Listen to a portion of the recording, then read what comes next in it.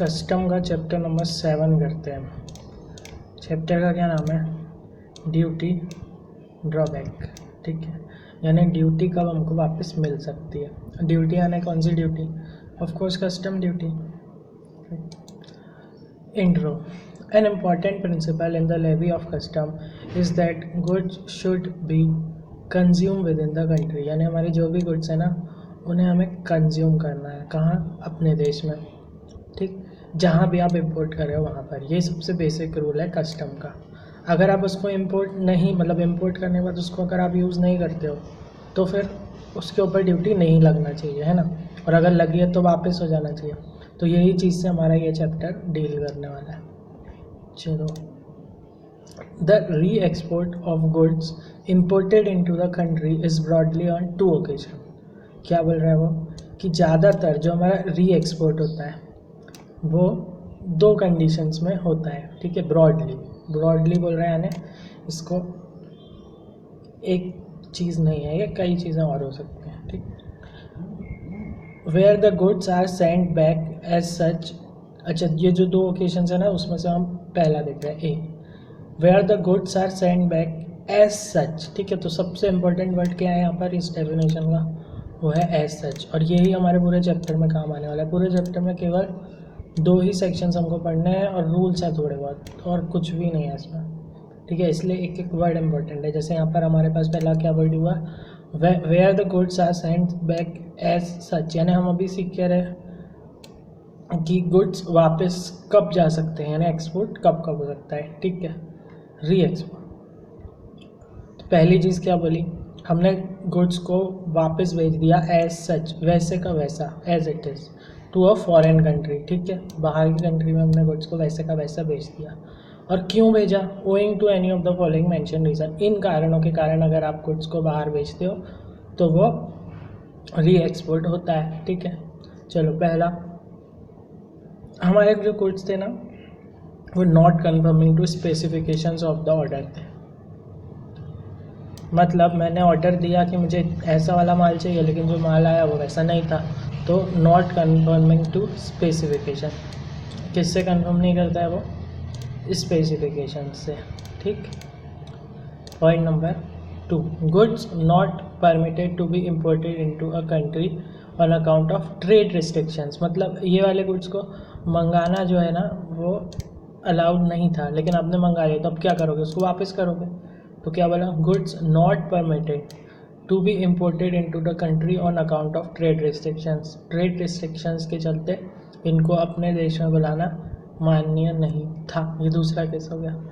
Goods after being imported, एक बार आपने जो गुड्स को इम्पोर्ट कर लिया, after being imported are temporary retain in the country, मतलब थोड़े दिनों के लिए वो कंट्री में रिटेन किए और बाद में वो कंट्री के बाहर चले गए। In other words the very objective, यानी इसका ऑब्जेक्टिव ही ये था कि वो टेम्पररी रिटेंशन के लिए इंडिया में आए। ये हो गया हमारा पहला केस, जब हम गुड्स को वैसे का वैसा वापस भेज देते, उसके ऊपर कुछ काम नहीं करते हैं। अब पहले वाले में हम वैसा का वैसा भेज रहे हैं, तो दूसरे वाले में ऑफकोर्स वैसे का वैसा ना भेज के कुछ ऐसा वैसा करके भेजेंगे। तो कैसे भेज रहे हैं? Where the goods are used in manufacture of other articles, दूसरे आर्टिकल के मैन्युफैक्चरिंग में मैं इन गुड्स को यूज़ कर रहा हूँ, और अदर आर्टिकल्स जो बने आर्टिकल्स हैं उनको मैं वापस भेज रहा हूँ। तो ये इनडायरेक्ट टाइप का एक्सपोर्ट हो गया। ठीक है, where the goods are used in manufacture of other articles and such other articles are exported. तो ठीक है, इसमें कुछ समझने लायक नहीं है, आगे करते हैं। The latest cause for relief of import duty paid is when the goods are ultimately exported. ठीक, क्या मतलब?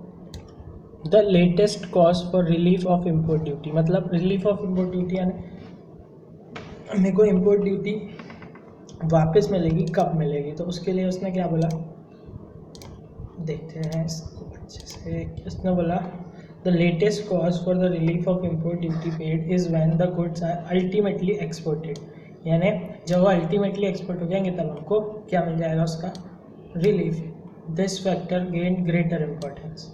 इसको ग्रेटर इम्पोर्टेंस कब मिला? जब 100% एक्सपोर्ट ओरिएंटेड यूनिट्स,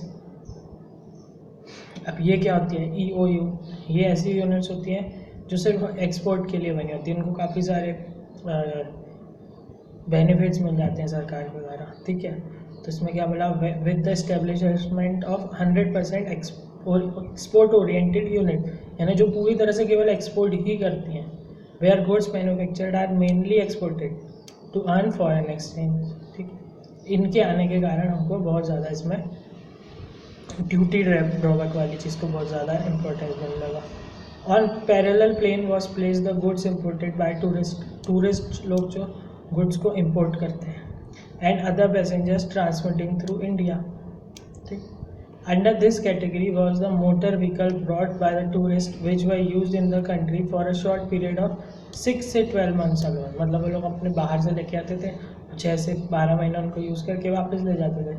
तो the grant of duty relief is contingent upon factual export of the goods, ठीक है। किस गुड्स का क्या फैक्ट है उसके हिसाब से हम ड्यूटी की रिलीफ की बात करेंगे। The consequentially necessity grant of the rebate और drawback at the port of export of goods, this consequentially necessitated grant of rebate और drawback at the port of export of the goods, ठीक है। इसमें कुछ समझने का है नहीं, हम चलते हैं ओवरव्यू की ओर, ठीक है। यहाँ पर हम बस एक ओवरव्यू ले रहे हैं। Duty drawback is of 2 types. कितने टाइप्स का होता है ड्रॉबैक? 2 टाइप का। पहला कौन सा हो गया, सेक्शन नंबर 74, और दूसरा हो गया सेक्शन नंबर 75। पहला वाला जो 74 था वो तो हमने अभी देख लिया था, जिसमें वो क्या बोलता है, व्हेन इम्पोर्टेड गुड्स आर री एक्सपोर्टेड एज इट इज, क्या बोलता है, एज इट इज। जब भी एज इट इज वाली बात आई तो सेक्शन नंबर 74। अब दूसरा क्या है, duty drawback under section number 75 is granted when imported materials, ठीक है, जो मटेरियल हमने इम्पोर्ट किया है वो यूज़ किया हमने किसमें, मैन्युफैक्चर और processing of the goods in India, and such goods are then re exported, यानी हमने मटेरियल को इम्पोर्ट किया, उनके ऊपर कुछ काम किया, उससे गुड्स बनाए और फिर उन गुड्स को एक्सपोर्ट कर दिया, ठीक है। ऐसा नहीं है कि केवल यही एक रिलीफ है ड्यूटी से, कई और हैं, जैसे export oriented unit, SEZ, DFI, advance authorisation, काफ़ी सारी चीज़ें, लेकिन उनमें से एक जो है ये जिसके लिए बहुत स्पेसिफिक सेक्शंस बने हुए हैं वो है ड्यूटी ड्रॉबैक, इसलिए ये थोड़ा इम्पोर्टेंट हो जाता है। ड्रॉबैक अलाउेबल ऑन री export of duty paid goods, कौन सा सेक्शन पढ़ने वाले हम, सब सेक्शन नंबर 1 और 3 ऑफ 74। तो 2 अभी नहीं पढ़ रहे हैं, कौन सा नहीं पढ़ रहे हैं अभी, 2 यहाँ मौजूद नहीं है, तो अब जब पढ़ेंगे तो याद रखना है। अब क्योंकि ये सिर्फ दो ही सेक्शन का चैप्टर है, तो ऑफकोर्स हम कोशिश करेंगे कि हम सेक्शन बाय सेक्शन चले और सेक्शन के नंबर्स भी याद करते चले। तो देखते हैं अब सबसे पहला कौन सा सेक्शन आया, 74(1). क्या बोलते हैं 74(1)? अच्छा, अगर यहाँ पे कुछ नहीं भी समझ में आता है तो इसमें कोई टेंशन लेने की बात नहीं, हम जल्दी आगे बढ़ेंगे, क्योंकि रूल्स में वापस वही बातों को फिर से बोलेगा। तो अगर अभी अपने को नहीं भी समझ में आता है तो कोई टेंशन की बात नहीं है। सेक्शन नंबर 74 का सब सेक्शन 1 हम देखने वाले, provides that when goods capable of being easily identified. अब इसमें एक वर्ड बहुत इंपॉर्टेंट है, लेकिन अगर हम अभी भूल भी जाएं तो भी चलेगा, क्योंकि आगे जाके बहुत ही क्लियरली हमको उसका एनालिसिस दिया हुआ है, ठीक है। प्रोवाइड्स दैट, अभी हम सिर्फ ब्रॉड चीज़ समझते हैं, ठीक है।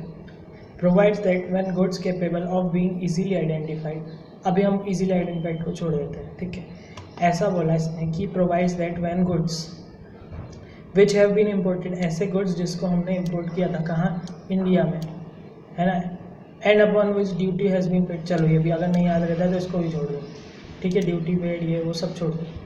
हम क्या बात कर रहे हैं 74(1) में, कि वो बोलता है कि अगर कोई गुड्स ऐसे हैं, ठीक है, जो कि हमने इम्पोर्ट किए थे, ठीक, लेकिन वो इंपोर्ट क्यों किए थे, are entered for export, import करने के बाद वो एक्सपोर्ट के लिए एंटर कर गया और प्रॉपर ऑफिसर ने ऑर्डर दे दिया क्लियरेंस का, ठीक है, लेट एक्सपोर्ट ऑर्डर की बात कर रहा है, और under section number 51 for the exportation under section 51, ठीक है, और उसने दे दिया उसको ऑर्डर कि हाँ भाई तुम ले जाओ इनको गुड्स को। या फिर पहली बात तो गुड्स की कर ली, अब दूसरी बात कर रहे हैं बैगेज की, ठीक है, are to be exported as baggage. इस सबसे पहली चीज़ है किसके लिए एक्सपोर्ट होने के लिए, तो गुड्स के लिए, तो गुड्स के लिए उसने लाइट एक्सपोर्ट ऑर्डर बोला। बैगेज के लिए तो आपको सिर्फ परमिशन लेनी पड़ती है प्रॉपर ऑफिसर से। तो देखो बैगेज के बारे में वो क्या बोल रहा है, are to be exported as baggage and the owner of the baggage, for the purpose of clearing it makes a declaration of its content, ठीक है, इसको एक डिक्लेरेशन देना पड़ता है to the proper officer under section number 77 which declaration shall be deemed to be entry for export for the purpose of this section, ठीक है, तो हमने पढ़े थे। And such officer makes an order permitting the clearance of goods for exportation, और उस officer ने ये क्लियरेंस भी दे दिया है, जैसे ऊपर वाले में उसने लेट एक्सपोर्ट ऑर्डर दे दिया, यहाँ उसने क्लियरेंस दे दिया, तो हमको भरना क्या था यहाँ पर, डिक्लेरेशन ऑफ इट्स कंटेंट, ठीक है। या फिर, ठीक है, अभी दो बात की हमने अभी तक, इसकी पहली गुड्स की बात की, फिर बैगेज की बात की, और फिर अब आ रहे हैं हम आखिरी पॉइंट में, are entered for export by post, ठीक है, जब ये तीसरी चीज़ क्या हो गई, पोस्ट वाली, और इसके लिए सेक्शन कौन सा है, 84 का क्लॉज ए, ठीक है। And the proper officer makes an order permitting the clearance for export, और इसमें भी प्रॉपर ऑफिसर ने ऑर्डर दे दिया एक्सपोर्ट के लिए। तो अब बस यहाँ पर एक important, 90% of such duty shall except as otherwise provided be paid back, ठीक, कितनी ड्यूटी पे बैक होगी, 98% ऑफ सच ड्यूटी, ठीक, आई बात समझ। तो 74 वाला जो सेक्शन था उसका सब सेक्शन नंबर 1 हमने पढ़ लिए, जो कि कुछ नहीं बताता, उसे इतना बोलता है कि when goods capable of being easily identified which have been imported into India and upon which any duty has been paid on importation, जिस पर हमने ड्यूटी भी पे कर दिया, are cleared for exportation and the proper officer makes ये, तो ऐसी चीज़ें अगर ये फुलफिल हो जाएंगी तो आपको 90% ऑफ द ड्यूटी वापस मिल जाएगी। अब अभी तो हमने देखो इसको जनरली से ऊपर से पढ़ लिए थे, अब हम इसको ना डीप में पढ़ेंगे, इसमें जितने छोटे छोटे वर्ड्स यूज होते हैं इन सबकी मीनिंग एक बार हम देखेंगे। Conditions to be satisfied in this regard, ऐसा करने के लिए कौन सी कंडीशन सेटिस्फाई करनी पड़ती हैं, फिर से ये वही बात करेगा, तो फिर से हम उसको इन जनरल ही फिर से पढ़ेंगे, ठीक है, लेकिन इसमें एक न्यू चीज़ भी वो बताने वाला है। The goods are identified to the satisfaction of assistant commissioner, ठीक है, अभी तो हम सेक्शन पढ़ रहे हैं ना, अभी ये बस याद रखो, क्या असिस्टेंट कमिश्नर को हमको सेटिस्फाई कराना है, क्या, चाहे वो डिप्यूटी हो या कमिश्नर को सेटिस्फाई करना, असिस्टेंट या फिर डिप्यूटी, क्या कि ये वही गुड्स हैं जो कि इंपोर्ट किए गए थे, ठीक, जब आप वापस करें उसको एज इट इज़, ठीक है।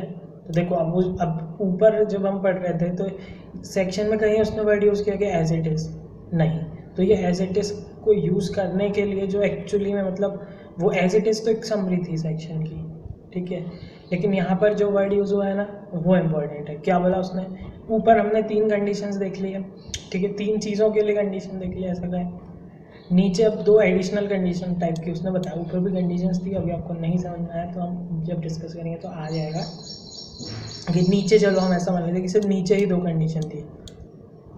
नीचे उसने पहली कंडीशन क्या दी, the goods are identified to the satisfaction of assistant commissioner of customs और डेप्यूटी कमिश्नर, ठीक है, किसको असिस्टेंट या फिर डेप्यूटी, दोनों को हमको दोनों में से किसी एक को सेटिस्फाई करना है एज द केस में भी, ठीक है। उसको हम क्या सेटिस्फाई कराते हैं, as the goods which were imported, मतलब हम जो एक्सपोर्ट कर रहे हैं ना ये वही गुड्स है जो हमने इम्पोर्ट किए थे, तो एज इट इज़ मतलब ये वही गुड्स हैं जो हमने इम्पोर्ट किए थे। ये बताने वाला सेक्शन कौन,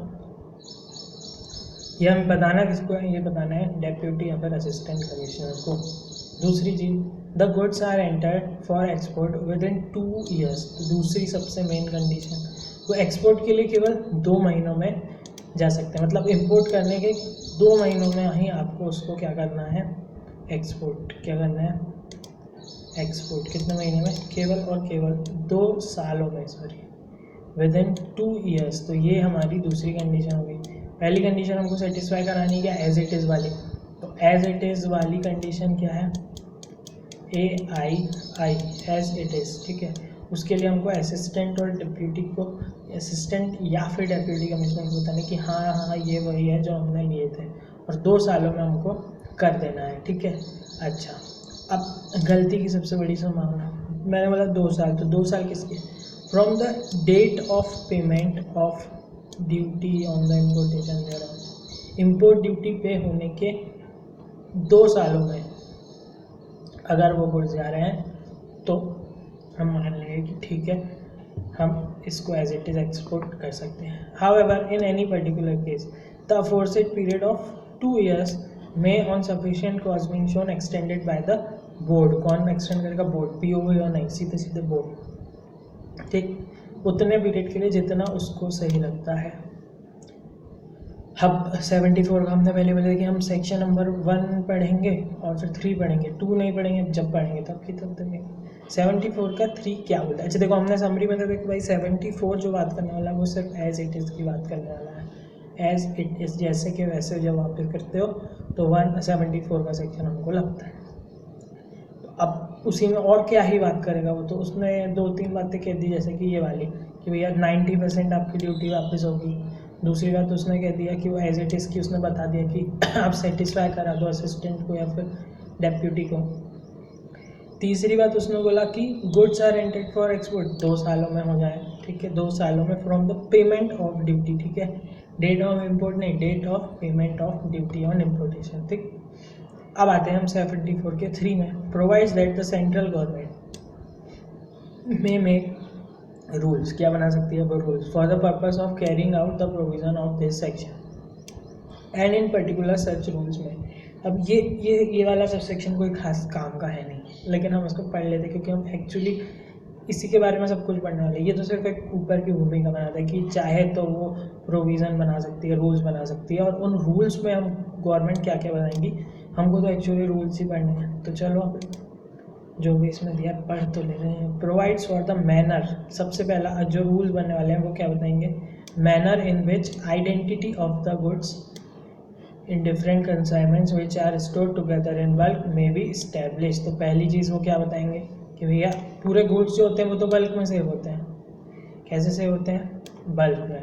ठीक है, तो हमको रूल्स ऐसे बनाने हैं कि जो ये बता दें कि हम उनकी आइडेंटिटी को कैसे सेपरेट करेंगे। Provide the manner in which the identity of the goods imported in different consignment, अलग अलग कंसाइनमेंट में जो गुड्स आए हैं, मतलब एक बार थोड़े आए फिर थोड़े आए, तो इसका क्या मैनर होगा कि हम बता सकें सॉरी कि उसकी आइडेंटिटी को कैसे इस्टेब्लिश किया जाए।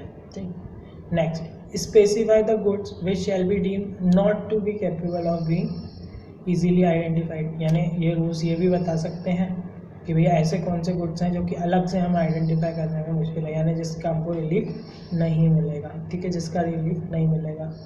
तीसरा, provide for the manner and time in which claim for payment, सबसे इम्पोर्टेंट चीज़, क्लेम फॉर पेमेंट किस मैनर में कितने टाइम में करोगे। ठीक है, मैनर और टाइम, जो भी claim for payment of drawback है भाई, जिसके लिए इतनी सब परेशानी हम झेल रहे हैं, उसका क्लेम कैसे करें, कितने टाइम में करें।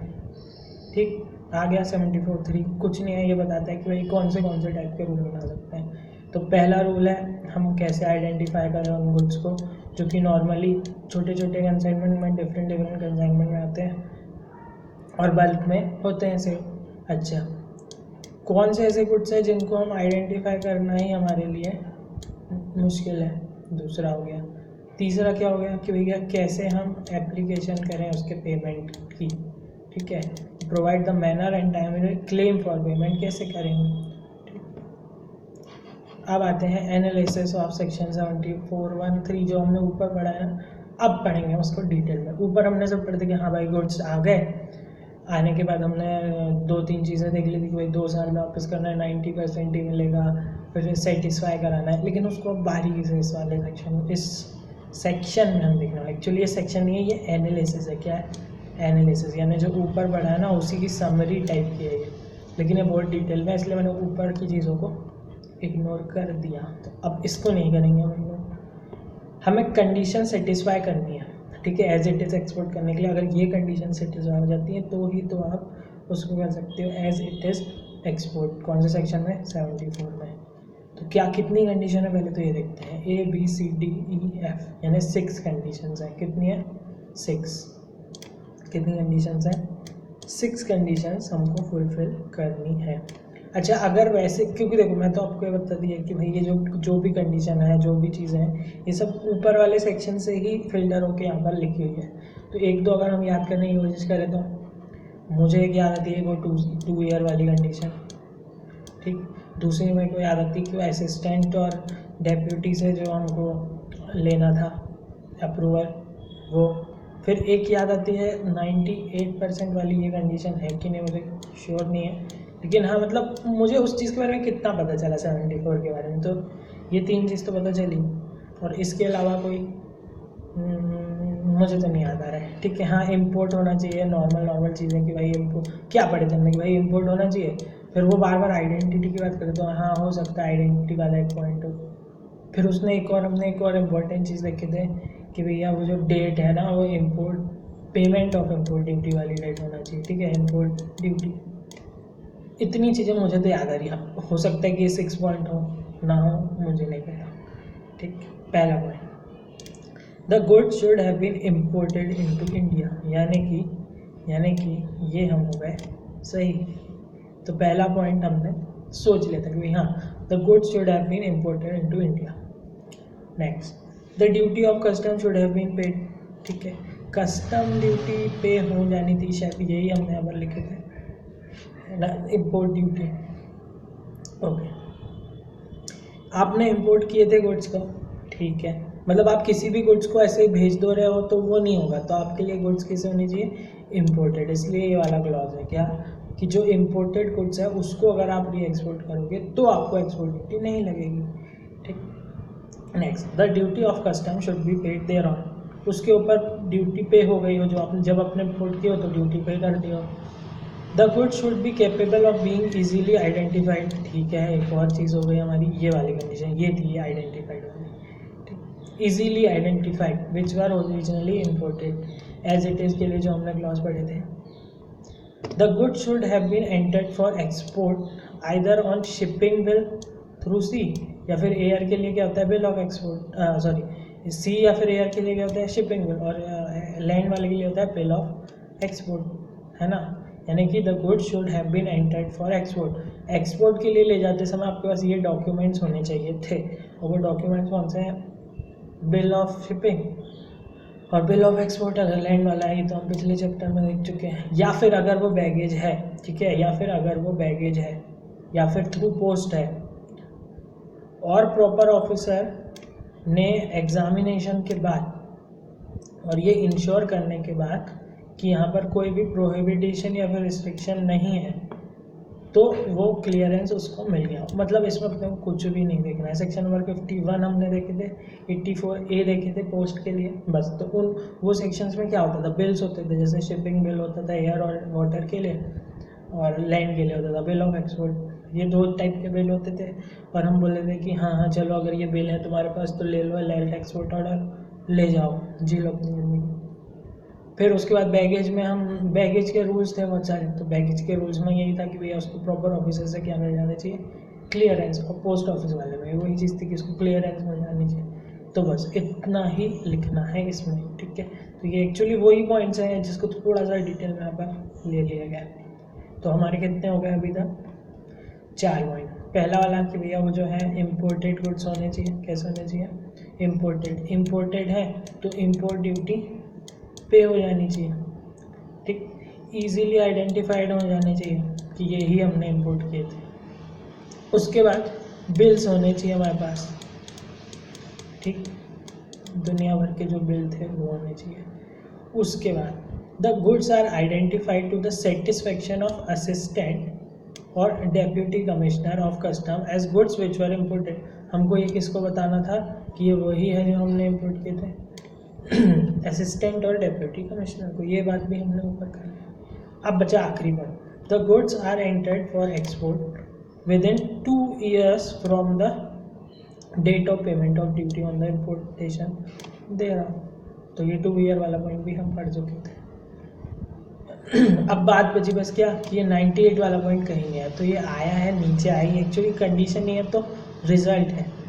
Once these conditions are satisfied, then the export goods are entitled to a payment of 90%, up to 90%, पूरा का पूरा वापस ना होके केवल 98% ऑफ द ड्यूटी वापस होती है। और इसके अलावा भी इसमें एक मैक्सिमम का क्लॉज होता है और एक मिनिमम का क्लॉज होता है, ठीक।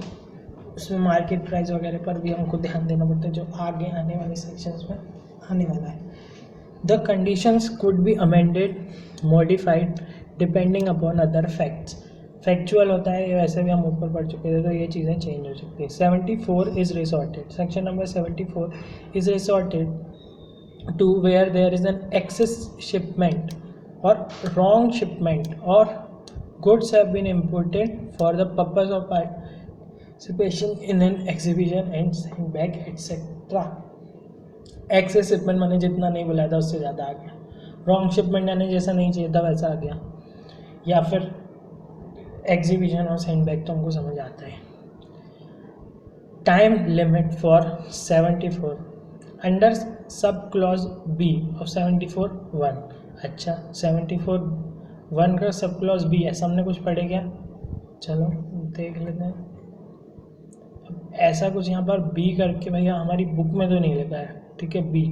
अब अगर मैं इसी को बी मान लूँ या फिर मुझे बी लिखा हुआ यहाँ पर दिख रहा है, कंडीशन टू बी सेटिस्फाइड में बी, ठीक। The good should have entered for 2 years, तो मेरा ज़्यादातर बात यही आ रही है कि ये वाला बी है वो जिसकी ये बात कर रहे हैं। अभी तो हमने बहुत जल्दी एकदम उस पर आ गया, थोड़ा रुक सकते थे, पढ़ सकते थे, लेकिन हमें तो है बहुत जल्दी। और पढ़ने के बाद मुझे यहीं से दिख गया कि ये कुछ भी नहीं, वही चीज़ को एनालाइज कर रहा है।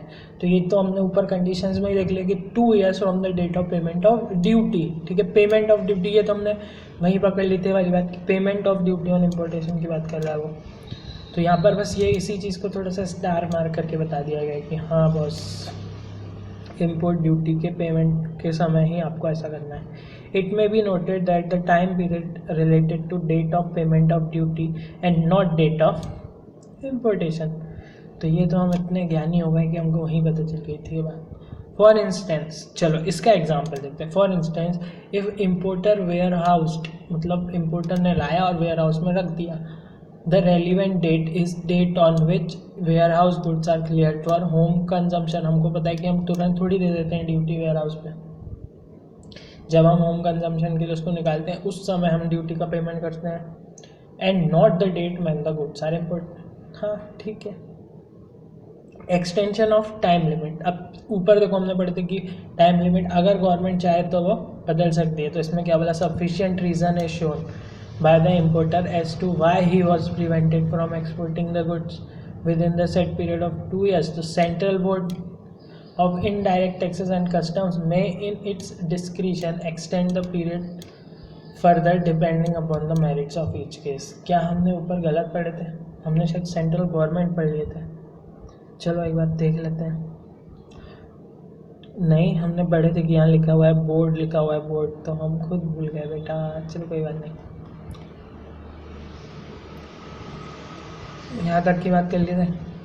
Identity of the goods. अच्छा ऊपर एक पॉइंट था कि भैया जब रूल्स बनते हैं तो उसमें हमको क्या क्या देखना कि भाई वो मैनर प्रोवाइड करेगा कि हम गुड्स को कैसे आइडेंटिफाई करें, है ना। वो मैनर प्रोवाइड करेगा कि हम गुड्स को कैसे आइडेंटिफाई करें। 3 कंडीशन थी उसमें। पहला उसने बताया था कि गुड्स को आप कैसे, किस मैनर में डिसाइड करोगे कि ये इनकी आइडेंटिटी वही है, क्योंकि आपने तो उनको डिफरेंट कंसाइनमेंट में लाए थे और एक ही बल्क में ला दिए थे। ये एक पॉइंट था। दूसरा था कि रूल्स ये भी बता सकते हैं कि कौन से ऐसे गुड्स हैं जिसकी आप नहीं बता सकते हो कि भाई साहब ये गुड्स, मतलब जो गुड्स आइडेंटिफाइबल होना मुश्किल है, वो भी हमने देख लेते हैं। और तीसरा कंडीशन ये था कि, तीसरा कंडीशन क्या था मैं तो भूल गया है, तो अभी देख लेते हैं। तीसरा कंडीशन था कि कैसे क्लेम हम करें, टाइमिंग और मैनर ऑफ क्लेम, ठीक। अब उसी में से शायद हम एक पॉइंट देखने वाले हैं, आइडेंटिटी ऑफ द गुड्स। तो इसमें क्या बोला उसने, one of the important condition is that the identity of the goods exported should be established as the one which has been imported earlier on payment of duty. अच्छा ये तो हमने पढ़े थे क्या, एज इट इज़ का मतलब यही तो होता है। One of the important condition is that the identity of the goods exported should be established as the one which has been imported earlier on payment of duty। हाँ जो हमने import किए थे उसी को एक्सपोर्ट करा, ये देखना हमारा बहुत बड़ा कर्तव्य है। The authority who has to be satisfied in this, भी आप याद है तो भैया तालियां। असिस्टेंट या फिर डेप्यूटी कमिश्नर, 2 ही लोग थे, असिस्टेंट और डेप्यूटी का मिश्रण। इन दोनों में से दोनों को ही हमें में से किसी एक को सेटिस्फाई करना था। ठीक, अब ये लोग कैसे सेटिस्फाई होंगे? तो भैया ये सेटिस्फाई होंगे डॉक्यूमेंट की बदौलत और फिजिकल इंस्पेक्शन की बदौलत। दो तरीके से, डॉक्यूमेंट और फिजिकल। लेकिन सबसे पहला क्या है? Physical, primarily by physical examination of goods. और दूसरा क्या है? And as an alternative through, अच्छा अब हम हैं सी ए फाइनल में, हम ईजी वर्ड्स ना यूज़ करके इसके लिए क्या, थ्रू द करस्पॉन्डेंस। करस्पॉन्डेंस यानी बात करना, ठीक है, एक दूसरे से बात करना है, करस्पॉन्ड करना है, को रिस्पॉन्ड, ठीक है, को रिस्पॉन्ड। रिस्पॉन्ड यानी किसी को जवाब देना। जब दोनों तरफ से होते हैं तो उसको आप क्या बोलोगे? को रिस्पॉन्ड, ठीक है। तो correspondence, exchange between the overseas seller of the goods and the Indian export importer, ठीक है। तो ओवरसीज सेलर और इंडियन इंपोर्टर तो हमको याद रहेगा। बात है कि करस्पॉन्डेंस का मतलब क्या होता है। तो करस्पॉन्डेंस एक्चुअली ये डॉक्यूमेंट से आने वाले इसमें, लेकिन इसमें कुछ ऐसी चीज़ें आएंगी जो इसका मीनिंग करस्पॉन्डेंस बताती है, वो हम देखेंगे क्यों। ठीक, अब देखो यहाँ पर ना थोड़ा सा ध्यान रखना, एकदम बारीक सा यहाँ पर मिसप्रिंट है। इधर यहाँ तक तो बात होगी कि उसने दो तरीके बताया, पहला तरीका फिजिकल और दूसरा बताया करस्पॉन्डेंट। अब यहाँ पर वो क्या बता रहा है? यहाँ वो फिजिकल एग्जामिनेशन के तरीके बता रहा है एक्चुअली, ठीक है। तो जो ऊपर का पहला तरीका था ना, उसके इन्फेसिस क्या होता है, किस चीज़ों पे हम देख सकते हैं। तो इसमें देखो सबसे पहला क्या होता है? डिस्क्रिप्शन ऑफ द गुड्स, यानी वो कैसे दिखते हैं, ठीक है। पहला क्या हो गया? Description of the goods. दूसरा उनका क्वांटिटी और उनका वेट। तीसरा आइडेंटिफाइंग मार्क्स या फिर डिस्टिंग्विशिंग फीचर। और चौथा है packing of the goods, original packing of the goods. अब इसको करना है हमको यार, एक छोटा सा केस बताता हूँ आपको। जब कोई बच्चा पैदा होता है, ठीक है, जब भी कोई बच्चा पैदा होता है तो जो सीन होता है वहाँ पर, ठीक है, लेबर रूम में क्या होता है? सबसे पहला डॉक्टर आता है, वो देखता है कि भैया लड़की हुई है, मेल हुआ है या फीमेल हुई है। तो पहली चीज़ क्या हो गई? हमने देखी उसका जेंडर क्या है, ठीक। दूसरा वो देखते हैं कि इसका वेट कितना है, ठीक। तीसरा वो ये देखते हैं कि क्या इसके ऊपर कोई बर्थ मार्क्स वगैरह है, तो क्या उसके कोई बर्थ मार्क्स वगैरह है, ठीक। और तीसरा क्या है? जो भी उसके ओरिजिनल पेरेंट्स होते हैं उनको हम लेके दे देते हैं उनको बच्चे। अब इसको याद करते हैं। तो सबसे पहले हमने क्या देखा? मेल है या फीमेल है, मतलब उसका डिस्क्रिप्शन क्या है, ठीक है। तो पहला पॉइंट क्या हो गया? Description of the goods. दूसरे में हमने देखे कि उसका वेट कितना है, तो दूसरा पॉइंट ये हो गया कि उसकी वेट और क्वांटिटी। अच्छा, क्वांटिटी में हम ले सकते थे कि एक बच्चे हुए हैं, दो बच्चे हुए, लेकिन वो हमारी कहानी में सेट नहीं बनता, इसलिए हम उसको याद कर लेते क्या? क्वांटिटी। तीसरा पॉइंट यह है कि उसके ऊपर कोई स्पेशल मार्किंग्स है क्या, ठीक, मतलब बर्थ मार्क जैसे होता है कहीं, उस तरह की चीज़ें डॉक्टर देखते हैं। उसके बर्थ मार्किंग के लिए हम कौन सा पॉइंट यूज़ करेंगे? एनी आइडेंटिफाइंग मार्क्स, ठीक, क्या? एनी आइडेंटिफाइंग मार्किंग्स या फिर डिस्टिंग्विशिंग फीचर। अब डिस्टिंग्विशिंग फीचर में मुझे याद आता है क्रिश, यानी कि हमारा ऋतिक रोशन, जिसके हाथ में कितनी उंगलियां हैं? 6, 2 अंगूठे ना उसे। तो इसके लिए अपन क्या यूज़ करेंगे? Distinguishing feature. तो तीन चीज़ तो हम देख ली। अब ओरिजिनल पेरेंट्स को देते हैं, तो ओरिजिनल पेरेंट्स OP, तो इसमें ओरिजिनल तो वहीं का वहीं था, पेरेंट्स की जगह पे वर्ड यूज़ हो गया पैकिंग, ठीक है, पैकिंग। बस, तो ये चीज़ें हमको फिजिकल एग्जामिनेशन में देखनी है। कहानी जाए बाहर में आप देखोगे क्या क्या देखना है। पहली चीज़ आप देखोगे डिस्क्रिप्शन, क्वांटिटी और वेट। तीसरा आप देखोगे मार्किंग्स, कैसी मार्किंग्स? आइडेंटिफाइंग मार्किंग्स या फिर डिस्टिंग्विशिंग फीचर। चौथा आप क्या देखोगे कि इसकी ओरिजिनल पैकिंग कैसी है, ठीक। ओरिजिनल पैकिंग की क्या कंडीशन होती है? जैसे अमेज़ॉन वाला पार्सल लेने आता है, वो भी केस हम देख सकते हैं कि वो आपसे पूछते हैं कि पैकिंग है क्या आपके पास, उसी तरह की चीज़ है। where the goods are at the time of import itself intended to re-export later. मतलब अगर मैं जब गुड्स को इम्पोर्ट कर रहा हूँ तभी मुझे पता है कि मुझे इसको बाद में तो वापस ही करना है, तो ये डिज़ायरेबल है। क्या है? इट इज़ डिज़ायरेबल, यानी ऐसा अच्छा रहेगा कि आप ऐसा करो कि अबोव फैक्ट्स को असरटेन कर लिया जाएगा जब कस्टम एग्जामिनेशन हो रहा है इम्पोर्टेड गुड्स का, उसी समय, यानी जब वो इम्पोर्ट हो रहा है ना तभी ये सब चीज़ों को लिख लिया जाए और देख लिया जाए, और इसको लिखा लिया जाए और देख लिया जाए। तो कहाँ लिखा जाए? तो इसको लिखा जाएगा बिल ऑफ एंट्री में, जो कि इम्पोर्ट वाले बिल्स होते हैं। अभी यहाँ पर शिपिंग बिल तो आया ही नहीं है, कौन से बिल में लिखोगे आप? Of course bill of entry. Import के टाइम पे जो भी हो रहा है वो बिल ऑफ एंट्री है, इम्पोर्ट के बाद जो भी होगा वो दूसरे बिल्स में, लेकिन बिल ऑफ एंट्री तो इम्पोर्ट का बिल है। ठीक। A certified copy of bill of entry with the custom examination report showing the above fact is obtained at the port of import and produced to the custom authorities at the port of export. इसका क्या मतलब हुआ? ये जो चीज़ें जो भी factor ऊपर लिखे थे हमने वो बिल ऑफ एंट्री में लिख लिए गए, तो इनको ऑब्टेन कहाँ गया? पोर्ट ऑफ इम्पोर्ट पे, जब उसने इम्पोर्ट किया। और इसको दिखाया कहाँ जाएगा? ऑफकोर्स पोर्ट ऑफ एक्सपोर्ट पे, और उस पर भी कौन खड़ी होगी? Custom authorities. The custom authorities would physically examine the goods. Custom authority क्या करेंगी? फिजिकली एग्जामिन करेंगी गुड्स को with reference to above recorded examination. ठीक, हाँ बस इतने हैं।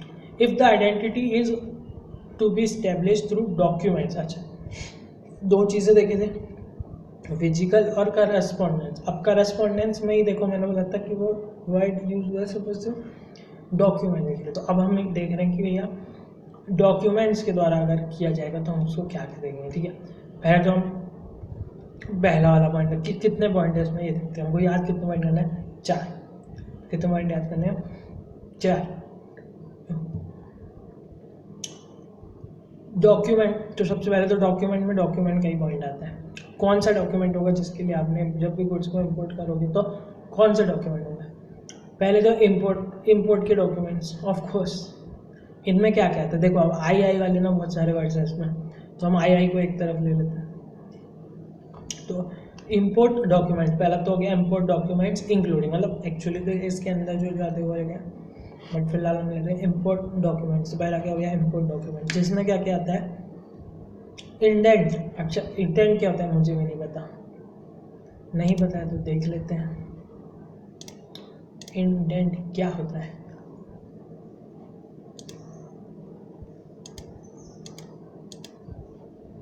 अगर उतनी देर में मैं सोच लूँ कि और भी क्या डॉक्यूमेंट्स होते तो अच्छा होगा। तो एक तो हो गया इंडेंट, दूसरा मेरे को ऐसा याद आता है कि भाई जब मैंने इंपोर्ट किया होगा तो ऑफकोर्स इंपोर्ट का बिल तो होगा ना मेरे पास, तो इनवॉइस।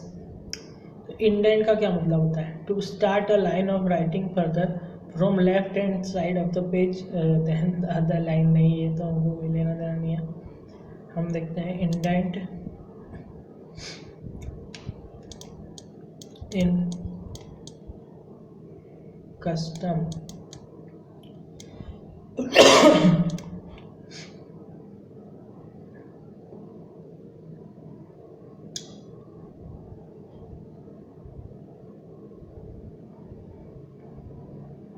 मुझे नहीं समझ में आया।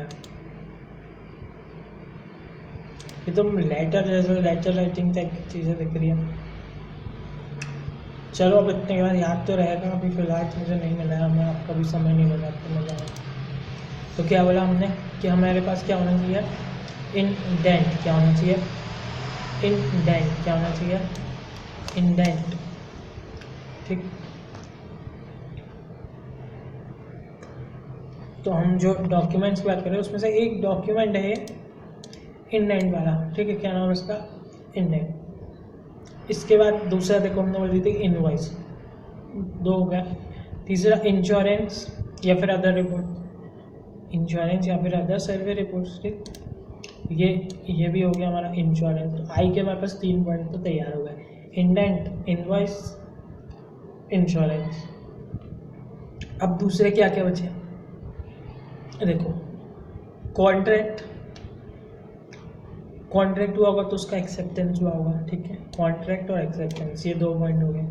फिर पैकिंग और payment document, triplicate copy of bill of entry, bill of entry की ट्रिप्लिकेट कॉपी, कितनी कॉपीज होती है 4, उसमें से तीसरी हमारे पास होती है जो कि हमें दिखानी पड़ती है कस्टमर को, ये हमने दूसरे चैप्टर में पढ़ा। तो ये तीसरी वाली चीज़ क्या होगी, triplicate copy of bill of entry, ठीक। फिर से देखते हैं हमने क्या क्या डॉक्यूमेंट लिखा। पहला डॉक्यूमेंट मैंने बोला कि भाई पहले तो मैं इनपुट से आई वाली चीज़ों को यूज़ करूँगा, तो पहला क्या है, आई से मैंने कितने लिखे थे 3, इंडेंट, इनवॉइस और इंश्योरेंस।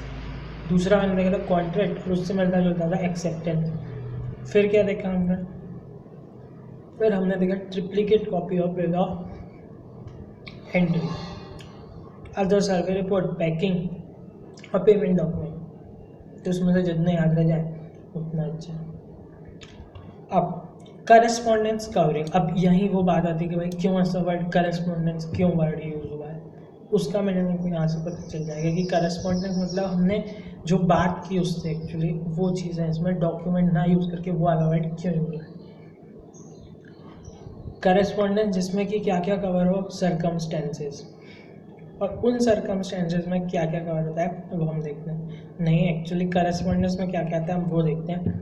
तो यहाँ तो बड़ा खिचड़ पिचड़ लिखा है, मैंने इसको थोड़ा सिंपल करके यहाँ लिख दिया है, यहाँ से हम इसको पढ़ने की कोशिश करते हैं। पहला क्या है, सर्कमस्टेंसेस नेसेसिटेटिंग रिटर्न। पहला क्या है, ऐसी सर्कमस्टेंसेस जिसके अंदर हमको रिटर्न करना पड़ रहा है, यानी इन गुड्स को क्यों हमको रिटर्न करना पड़ रहा है, ये सर्कमस्टेंसेस लिखी हो तो वो वाला करस्पॉन्ड है, ठीक है। जैसे हो सकता है कि उसने किसी को ईमेल दिया हो कि हाँ भाई ये हमने बोले थे 1 किलो चाहिए, तुमने आधे किलो भेजा, तो ये होगा आपके लिए पहली चीज़ कि भाई ऐसी कौन सी नेसेसिटी आनी पड़ी कि हमको कुछ रिटर्न करना पड़ रहा है। दूसरा टेस्ट या फिर इम्पोर्ट रिपोर्ट, टेस्ट रिपोर्ट या इम्पोर्ट रिपोर्ट, कौन सी रिपोर्ट, टेस्ट रिपोर्ट या import report. Next letter to supplier, यहाँ पर सप्रेस लिख गया, एक्चुअली वो सप्लायर है, ठीक है। Letter to the supplier posing problem, जब हमने उसको कोई लेटर लिखा हो कि हाँ भाई ये दिक्कत है, वो वाला लेटर। और चौथा क्या हो गया, full correspondence, subsequent full correspondence, ठीक। फिर से इसको देखते हैं। सबसे पहले ऐसी कौन सी सर्कमस्टेंसेस थी जिसमें ये नेसेसिटेट हो गया कि इसको रिटर्न नहीं करना है। दूसरा इम्पोर्ट या फिर टेस्ट रिपोर्ट। तीसरा लेटर टू सप्लायर जिसमें हम बता रहे हैं उसको क्या, प्रॉब्लम्स, पोजिंग प्रॉब्लम्स। चौथा सब्सिक्वेंट फुल करस्पॉन्डेंस, बाद में हुआ पूरा का पूरा करस्पॉन्डेंस। कितनी चीज़ें हैं, 4। पहली चीज़ है सर्कमस्टेंसेस जिसमें ये नेसेसिटेट हो गया कि हमको रिटर्न करना है। दूसरा हमने बोला कि भैया ऐसी कौन सी टेस्ट या फिर इम्पोर्ट रिपोर्ट है। तीसरे में हमने बोला कि लेटर टू सप्लाई जिसमें पोस्ट कर रहा है प्रॉब्लम। और चौथा सब्सिक्वेंट फुल करस्पॉन्डेंस।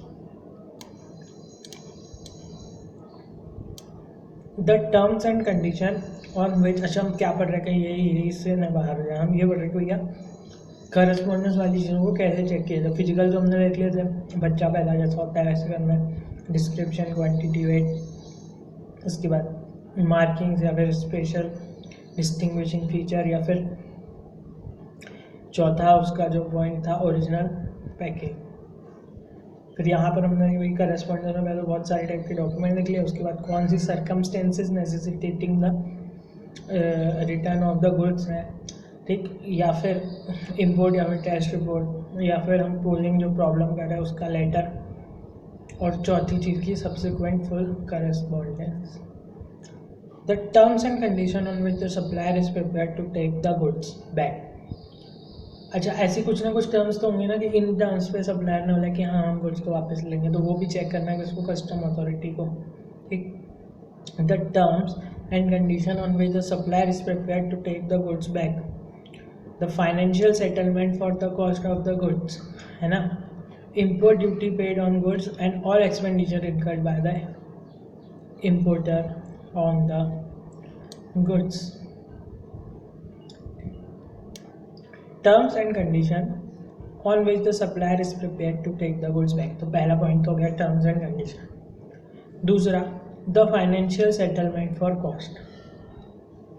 ठीक, अब दूसरा पॉइंट क्या है, फाइनेंशियल सेटलमेंट। ठीक है, तो हम उसको यहीं से समझते कि फाइनेंशियल क्या क्या चीज़ें हो सकती हैं जब हम गुड्स को वापस करते हैं। तो सबसे पहले फाइनेंशियल मैं क्या दूंगा उसको, कॉस्ट। दूसरा इम्पोर्ट ड्यूटी जो हम पे करते हैं। तीसरा अगर कोई खर्चे हो रहे हैं मुझसे तो all expenditure incurred bye importer on the goods. ये चीज़ों को चेक करेंगे भाई कौन से उसने ऐसे खर्चे कर लिए उस गुड्स में। हम बात एज इट इज़ की करें, इसलिए मैन्युफैक्चर के खर्चे की बात नहीं कर रहे हैं हम। 74 से आगे पीछे कहीं नहीं गए हम। 74 जो कि एज इट इज़ वाली बात करते हैं हम उसी में चल रहे हैं। तो यहाँ पे उसने क्या बोला कि all expenditure incurred by the importer on the goods. Goods के ऊपर कौन से इनकर किए उसने एक्सपेंडिचर। पहली बात तो आपने बोली कि टर्म्स एंड कंडीशन जिस पे उसने एक्सेप्ट कर लिया कि हाँ मैं वापस ले लूँगा। दूसरा हम देख रहे हैं कि फाइनेंशियल सेटलमेंट। फाइनेंशियल सेटलमेंट में सबसे पहली चीज़ देखी कॉस्ट, फिर इम्पोर्ट ड्यूटी, और तीसरी चीज़ क्या देख रहे हैं हम कि उसने कौन सा ऐसा एक्सपेंडिचर किया इम्पोर्ट करने गुड्स के ऊपर। अब बच्चा चौथा पॉइंट क्या, the clearance of appropriate authorities for re export and the settlement of financial aspect whether refund or credit of cost structure or free replacement etcetera. हमको जो क्लियरेंस मिल गया ना उसकी बात कर रहे हैं। तो क्या बोलते हैं इसको, the clearance of appropriate authority. किसका क्लियरेंस, अप्रोप्रिएट अथॉरिटी का। किस लिए, आपको जो आप करने जा रहे हैं उसके लिए, मतलब री export and settlement of financial aspect. Clearance मिल गया हो हर चीज़ के लिए। सबसे पहले क्या है, री एक्सपोर्ट के लिए भी मिल गया और फाइनेंशियल एस्पेक्ट के लिए भी मिल गया, चाहे वो रिफंड हो या क्रेडिट ऑफ कॉस्ट हो एट्सेट्रा, और फ्री रिप्लेसमेंट हो एट्सेट्रा। इसका अप्रूवल मिल गया हो किससे, अप्रोप्रिएट अथॉरिटी का। ठीक, तो वही 4 पॉइंट थे। पहला पॉइंट तो डॉक्यूमेंट्स के बारे में, दूसरा टर्म्स एंड कंडीशन वाला था जिसमें हमने भैया कौन सी ऐसी सरकमस्टेंस नहीं, दूसरा पॉइंट सरकमस्टेंसेस वाला जिसमें कौन सी सरकमस्टेंसेस है कि हम गुड्स को रिटर्न करना पड़ रहा है। दूसरा हमने देखा भैया कोई इम्पोर्ट या फिर टेस्ट रिपोर्ट या फिर लेटर टू द सप्लायर जिसमें हम प्रॉब्लम्स को पोस्ट कर रहे हैं, या फिर subsequent full correspondence. The terms and condition on which the supplier is prepared to take, ये था point number 3, terms and condition. फिर इसमें देखे थे फाइनेंशियल सेटलमेंट जिसमें कॉस्ट, इम्पोर्ट ड्यूटी और एक्सपेंडिचर अगर कोई इम्पोर्ट ने किया तो वो, और फिर आखिरी वाले में देखे क्लियरेंस फ्रॉम अप्रोप्रिएट अथॉरिटी और साथ ही साथ सेटलमेंट ऑफ फाइनेंशियल एस्पेक्ट, चाहे वो रिटर्न हो या फिर रिफंड हो या फिर क्रेडिट ऑफ कॉस्ट और फ्री रिप्लेसमेंट। फिर पावर ऑफ वो वाला पॉइंट देखे थे कि वो क्या क्या पावर है उसके पास। तो उसमें पहले यही था कि भाई कौन से गुड्स को हम ऐसा manner of identification of goods imported in different concern विचार करने चाहिए, तो हमने ऊपर पढ़ लिए थे।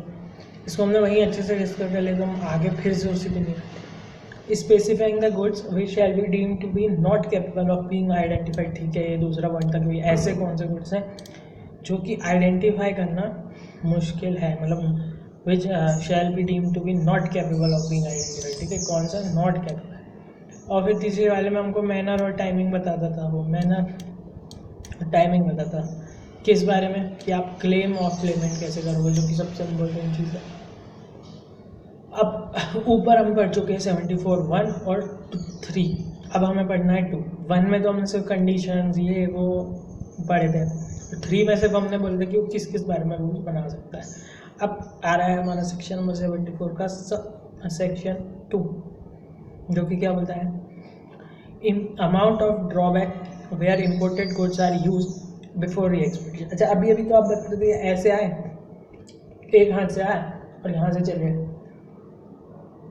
मेरा पूरा सेक्शन नंबर 74 इसी बात पे डील करने वाला है कि यहाँ से गुड्स आया मेरे पास और वहाँ से मैंने उसको वापस कर दिया, वैसा का वैसा, बीच का ब्रिज क्या था वैसे का वैसा, उस वैसे के वैसे में। ठीक है, समझो इसको बात को। उस वैसे के वैसे में हमने थोड़ा सा चेंज लेके आया 74 के अंदर ही। ठीक है, ये पूरे चैप्टर का सबसे डिस्टिंग्विशिंग पॉइंट है कि जब 74 बोलता है कि एज इट इज़ वापस करना है, तो 74 में ये आने वाला पॉइंट क्यों आने वाला है, जो कि बोलता है amount of drawback where imported goods are use. अब भैया तुम तो 74, अगर 74 में आपने इसकी हेडिंग में ही बता दिया कि 74 एज इट इज़ की बात करता है, तो फिर उसमें चेंज की बात कैसे आई? ठीक है, एक्चुअली कोई चेंज की बात आनी नहीं वाली, लेकिन जब हम आगे बढ़ते हैं ना तो ये कंफ्यूजिंग होता जाता है, ये बैठता जाता है कि अगर वहाँ ऐसा था तो यहाँ ऐसा क्यों। तो इसका आंसर है कि जो 74(2) हम पढ़ रहे हैं ना, वो केवल बोल रहा है यूज़, यानी कि उसको यूज़ करना, उसके ऊपर कोई प्रोसेस करना नहीं। ठीक है, जैसे आपने गाड़ी मंगाई तो आपने गाड़ी को चला लिया देश में, सिंपल एग्जांपल, कि गाड़ी को अगर आपने चला लिया तो ठीक, इसको ये कहोगे आप यूज़। अब अगर उसमें कोई मॉडिफिकेशन कर लो तो वो 75 का पार्ट होगा, या मैन्युफैक्चरिंग कर रहा हो तो 74 का पार्ट सिर्फ और सिर्फ यूज़ होता है बिफोर द एक्सप्लॉइटेशन। तो अब चलते अपन 74 के सब सेक्शन 2 में। हम 74 में हम हैं एज इट इज़ में, हमने गुड्स में कोई चेंज नहीं किया है। Under sub section 2 of 74 where the imported goods are used after the importation, मतलब अगर हमने गुड्स को क्या कर लिया, यूज़ आफ्टर इम्पोर्टेशन, तो फिर ड्रॉबैक का अमाउंट कितना होगा, यही तो हमको निकालना है। तो यूज़ करने के बाद ऑफकोर्स ड्रॉबैक का अमाउंट तो कम ही होगा ना, ज़्यादा थोड़ी होगा। वैसे भी कितना होता है 98%। कब तक करना है, 2 साल में, याद है 2 साल में करना है। कितना है, 2 साल। अच्छा 2 साल में कितने महीने होते हैं, 24। ठीक है, याद रखना 2 साल में कितने महीने होते हैं, 24। लेकिन इस सेक्शन में हम कुछ ऐसा पढ़ेंगे तो ये 24 महीने वाली बात को थोड़ा सा मॉडिफाई करेगा, जो शायद मेरे लिए भी थोड़ा सा कन्फ्यूजिंग है। चलो, where the imported goods are used after the importation, the amount of drawback will be reduced rate। अभी हमने देखा ऑफकोर्स रिड्यूस हो जाएगा। As fix by central government. कौन फिक्स करेगा, central government. Having regard to the duration of use, depreciation and value and other relevant circumstances. अब ये कोई हमें अलग अलग नहीं पढ़ने वाला है, सीधे इसके लिए रूल्स बना दिए गए हमारे लिए, और हमको वही रूल्स पढ़ने हैं कि अगर वो यूज़ हो जाते तो उनको कैसे करना है। तो लिस्ट ऑफ गुड्स, अच्छा अभी हम पढ़ रहे हैं 74(2), ठीक, जिसमें हम पढ़ने वाले यूज़ के बाद वापस। इसमें हम सबसे पहले तो उन चीज़ों को अलग कर देंगे, जिसमें ड्रॉबैक मिलना ही नहीं है। ठीक है, तो इसके लिए क्या बोला, list of goods which are not entitled to drawback, जिसमें ड्रॉबैक नहीं मिलने वाला है एट ऑल, ना 1 रुपया ना 2 रुपया ना कोई परसेंट ना कुछ। ठीक है, किसी भी तरह से ड्रॉबैक नहीं मिलने वाला है under this notification. As per this notification, no drawback of import duty will be allowed in respect of following goods if they have been used after their importation in India। 74(3) बोल ही रहा है क्या कि भैया यूज़ करने के बाद duty मिलेगी, लेकिन उतनी मिलेगी, पूरी नहीं मिलेगी, जितनी मैं बताऊँगा उतनी मिलेगी। उसके पहले मैं आपको एक चीज़ और क्लियर कर देता हूँ, ऐसे ही ये 74(3) बोल रहा है, ये मैं नहीं बोल रहा हूँ, वो बोल रहा है कि मिलेगी, रुको जरा सबर करो। और सबर करने के बाद इसने क्या बताया कि देखो पहले तो इन चीज़ को तो अलग कर लो, अगर तुमने इसको एक दिन भी यूज़ कर लिया, इन चीज़ों को अगर तुमने एक दिन भी यूज़ कर लिया तो नहीं मिलेगी ड्यूटी। ये नहीं बोल रहा कि वो इन चीज़ों को नहीं मिलेगा, अगर इन चीज़ों को एक दिन भी यूज़ कर लिया तो ड्रॉबैक नहीं मिलेगा। ठीक है, पहली चीज़ और सबसे आसान चीज़ है क्या, वियरिंग अपैरल्स। वियरिंग अपैरल्स को अगर आपने यूज़ नहीं किया तो ड्यूटी मिल जाएगी। ऐसा मतलब नहीं है इसका, जहाँ मैं भी कंफ्यूज हूँ, ये नहीं बोल रहे कि आपको ड्यूटी नहीं मिलेगी अगर वियरिंग अपैरल है, नहीं, अगर यूज़ कर लोगे तो नहीं मिलेगी। पहली चीज़ क्या है, वियरिंग अपैरल। दूसरा क्या है, टी चेस्ट। ठीक है, दूसरा क्या है, टी चेस्ट। तीसरा है एक्सपोर्ट सिनेमेटोग्राफिक फिल्म, जो कि पास हो गई हो सेंसर बोर्ड द्वारा। ठीक है, इसने पास कर दिया और सेंसर बोर्ड ने, कौन सी, सिनेमेटोग्राफिक फिल्म। और तीसरी कौन सी, ये भी फिल्म्स है, ये अनएक्सपोज है। एक्सपोज हो गई थी ऊपर वाली और नीचे वाली है अनएक्सपोज। ये भी ग्राफिक फिल्म्स है, लेकिन कैसी, फोटोग्राफिक। कौन सी graphic, photographic films, paper, plates and x ray films. Unexposed photographic films, paper and plates and x ray film, ठीक है, जिनको आपने अभी एक्सपोज नहीं किया है, अनएक्सपोज। एक्सपोज वाली सिनेमेटोग्राफिक फिल्म जो कि क्या होती हैं, बोर्ड ऑफ फिल्म सेंसर से पास हो चुकी हैं, ठीक, इनको अगर यूज़ कर लिया तो इनका री एक्सपोर्ट नहीं हो सकता है। मतलब री एक्सपोर्ट नहीं हो सकता ऐसा नहीं बोला है, ड्यूटी नहीं मिलेगी, ड्यूटी नहीं मिलेगी वापस, ठीक। It implies that if these goods are not use after their importation into India and subsequently re exported in the condition they were imported, then they would be entitled to 98% drawback. इतनी बार तब से मैं चिल्ला के जो बोल रहा था वही चीज़ यहाँ पर लिखी हुई है, ठीक। फिर से बोलने की ज़रूरत नहीं है, 98% ही मिलेगा, कोई ज़्यादा कम नहीं मिलेगा। अगर आपने यूज़ ही नहीं किया तो नॉट यूज, इस पर बार बार मैं आपकी ज्ञान प्रकाश डाल। Reduced drawback rates having regard to duration of use, इसका क्या मतलब है? अच्छा पहले हम फिर से एक बार चलते, 74 1 2 में हमने देख लिया, 1 में तो देख लेते कंडीशन थी एज इट इज़ वाले की, और 2 में 3 में क्या था कि भैया रूल्स के बारे में बता। अब 2 में वो क्या बताएगा, तो 2 में उसने बताया कि भैया कौन से गुड्स हैं जिनको अगर आप यूज़ कर लोगे उसके बाद वापस करोगे तो फिर कितनी ड्यूटी मिलेगी, और उसमें पहला पॉइंट ये था कि कितनी ड्यूटी, किस पे ड्यूटी नहीं मिलेगी अगर आपने उसको एक बार भी यूज़ कर लिया तो। दूसरा बोलता है रिड्यूस ड्रॉबैक रेट्स, अब किस पे ड्रॉबैक रिड्यूस होगा, ये इसमें पॉइंट नंबर 2 है। तो following percentage have been fixed as the rates at which the drawback of import duty shall be allowed in respect of, कौन से गुड्स जो कि आपने यूज़ कर लिए थे इम्पोर्टेशन के बाद और वो कस्टम कंट्रोल से बाहर है, ठीक, यूज़ कर रहे थे और कस्टम कंट्रोल से बाहर है। Length of period between the date of clearance for home consumption and the date when the goods are placed under custom control for export, ठीक है। Date when the goods are placed under custom control for export, जब आपने custom control में दे दिए कि भैया आप तो बिल बनाओ उसको भेज दो वापस, उस डेट तक जहाँ से उसको क्लियरेंस मिला होम कंजम्पशन का।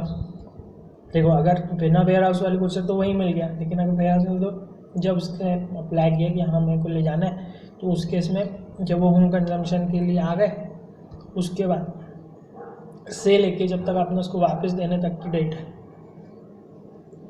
वहाँ तक के लिए रेट स्पेसिफाई करने हैं, तो वो पीरियड हमको देखना है। तो सबसे पहले अगर वो पीरियड 3 मंथ्स का है, ओवरऑल पीरियड कितना है, 24 महीनों का, 12 मंथ्स मतलब 2 ईयर्स था तो 2 ईयर्स का हो गया 24। तो सबसे पहला नॉट मोर देन 3 मंथ, अगर 3 मंथ्स के मतलब अप टू 3 मंथ्स अगर आपने उसको यूज़ कर लिया तो 95%, वैसे कितना मिलेगा 98%, वैसे कितना मिलेगा 98%।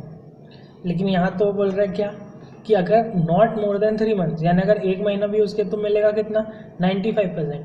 यानी कि वियरिंग अपीयरेंस की अगर मैं बात करूँ, जो मेरा पहला पॉइंट था, तो वियरिंग अपीयरेंस अगर मैं 1 महीने मैं यूज़ ना करूँ, सिर्फ अपने पास रख ही रहा हूँ, तो 98% मुझे मिल जाएगा जब मैं उसको वापस करता हूँ, कभी भी वापस कर सकता हूँ 2 सालों में।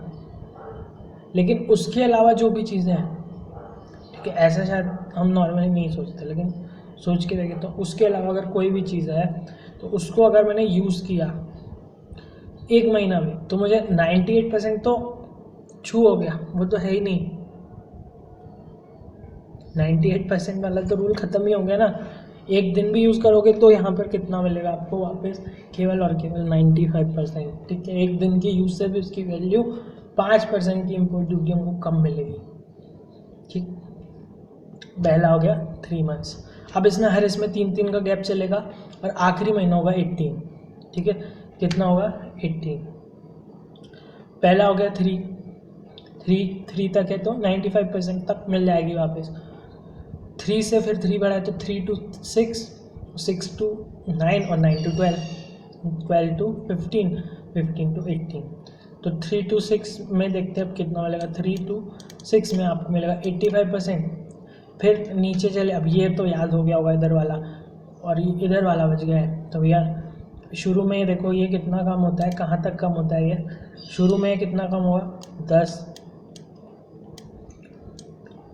और फिर कितना कम होता है ये 5 पहली बार में वो कितना कम हो जाता है 10, और फिर 5 10 5 ऐसा याद रखो कि भैया शुरू होता है 95 से ख़त्म होता है 60 पे, और सिर्फ पहली बार में 10 बढ़ता है, कम होता है।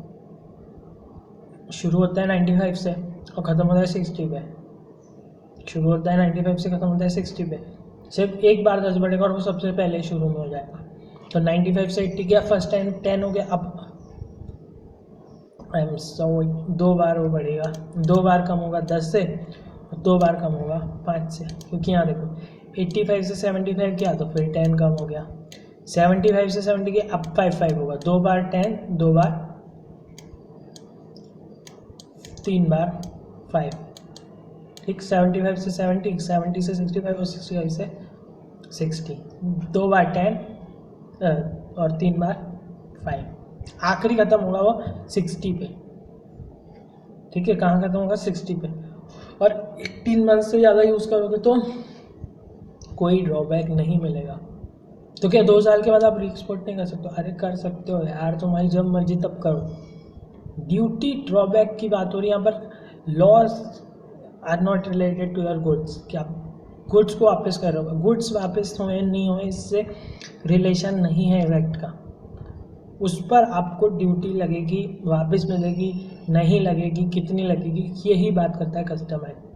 उसको इससे लेना देना नहीं है कि आप गुड्स को वापस कर रहे हो या नहीं। तो अगर कल को कोई बोलते इज़ दैट कि भैया 18 मंथ्स के बाद आप गुड्स ही नहीं वापस कर सकते हो क्या अगर आपने उनको यूज़ करें, नहीं, कस्टम एक्ट में तो ऐसा नहीं लिखा है। कोई और एक्ट हो तो बेझिझक आप मुझे बता दो। आगे, even if imported goods are merely tested, केवल और केवल उनकी टेस्टिंग हुई है लेकिन वो यूज़ नहीं हुए, तो भी उसको यूज़ माना जाएगा इम्पोर्टेशन के लिए। Special rate of drawback in respect of motor vehicle, पहली बात उसने किया जनरल की भैया, पहले उसने तो अलग कर दिया कपड़ों वगैरह को, ठीक है, wearing apparel, T chest and expose photographic film और एक्सपोज सिनेमेटोग्राफिक फिल्म जो कि सेंसर से अप्रूव हो गई है। एक्सपोज और अनएक्सपोज मैंने बिल्कुल गलत यूज़ नहीं किया है, चेक कर लो बिना देखे बता रहा हूँ, ठीक, ओके। उसके बाद हम अब क्या देखने वाले हैं, कुछ चीज़ों के लिए स्पेशल रेट है। तो स्पेशल रेट किसके लिए, देखो बार बार देखो उसने पहला एग्जांपल ही व्हीकल से शुरू किया था, बार बार मैं एग्जांपल भी आपको व्हीकल को दिया, क्यों, जिससे कि हमें ये पॉइंट याद रहे। तो स्पेशल रेट हमको किसके लिए है, व्हीकल के लिए। Special rate of drawback in respect of motor vehicle having regard to international practice, a different percentage of import duty to be paid as drawback has been prescribed in case of motor vehicles and goods imported by person for his personal and private use, ठीक है। कोई doubt है? 2 चीज़ें आ रही हैं इसमें, केवल और केवल मोटरसाइकिल मोटर व्हीकल की बात नहीं हो रही, साथ साथ पर्सनल और प्राइवेट यूज़ के कोई भी गुड्स की बात हो रही है, पर्सनल और प्राइवेट यूज़ के कोई भी गुड्स की बात हो रही है। इफ़ कार और स्पेसिफाइड गुड्स आर री एक्सपोर्टेड इमीडिएटली, तुरंत आपने उनको एक्सपोर्ट कर दिया। इफ़ कार और स्पेसिफाइड गुड्स आर री एक्सपोर्टेड इमीडिएटली, तो वही 98%, ठीक है, 98%। इफ़ द कार और स्पेसिफाइड गुड्स आर री एक्सपोर्टेड आफ्टर बीइंग यूज्ड, बिना यूज़ किए तो 98%, और अगर यूज़ के बाद है तो अब उसमें रेट कम होना शुरू होगा। सबसे पहला, अगर आपने पहले ही साल में वापस कर दिया तो 4% हर क्वार्टर के हिसाब से कम हो जाएगा। कितना कम होगा, 4% पर क्वार्टर, यानी वो जो इमीडिएटली वाला 98% वाला वो एक्चुअली बात कर रहा था कि 3 महीने वाली, अगर आपने 3 महीने में वापस कर दिए हो तो भी आपको फिर 4% कटेगा। मुझे ऐसा बिल्कुल ही वापस कर दो बिना यूज़ किए, वो इमीडिएटली का मीनिंग यहाँ पर नहीं लिखा है फिलहाल, ठीक। सबसे पहला होता है क्या, 4%। 2 साल में वापस दियो तो 3% कट जाएगा हर क्वार्टर का, साल का नहीं, हर क्वार्टर का। एक साल में कितने क्वार्टर होते हैं? 4। अब एक साल में कितने क्वार्टर होते हैं, इसको आप कैसे समझोगे? एक एग्जाम्पल है, बड़ा एब्सर्ड टाइप का है। देखो क्या होता है कि जब कोई शराब पीता है, ठीक है, क्या पीता है? शराब। तो शराब में क्या होता है, जैसा उसका शराब का हमारा ग्लास होता है, ठीक, तो आपने सुना होगा लोग बोलते हैं कि एक क्वार्टर बनाओ, ठीक है, क्या बनाओ? एक क्वार्टर। तो एक क्वार्टर में कितनी शराब होती है? तो एक क्वार्टर में होती है 1/4 शराब, ठीक। यानी ये पूरे ग्लास को आप कितने में बांट दोगे? 4 पार्ट्स में, ठीक। तो जो सबसे कम पार्ट हुआ, मतलब 1/4 पार्ट, उसको बोलते हो आप एक क्वार्टर। ऐसे नहीं समझ में आता है तो देखो, साल में 12 महीने होते हैं, इसको आप 4 से डिवाइड करो तो हर क्वार्टर में कितने महीने होते हैं? 3।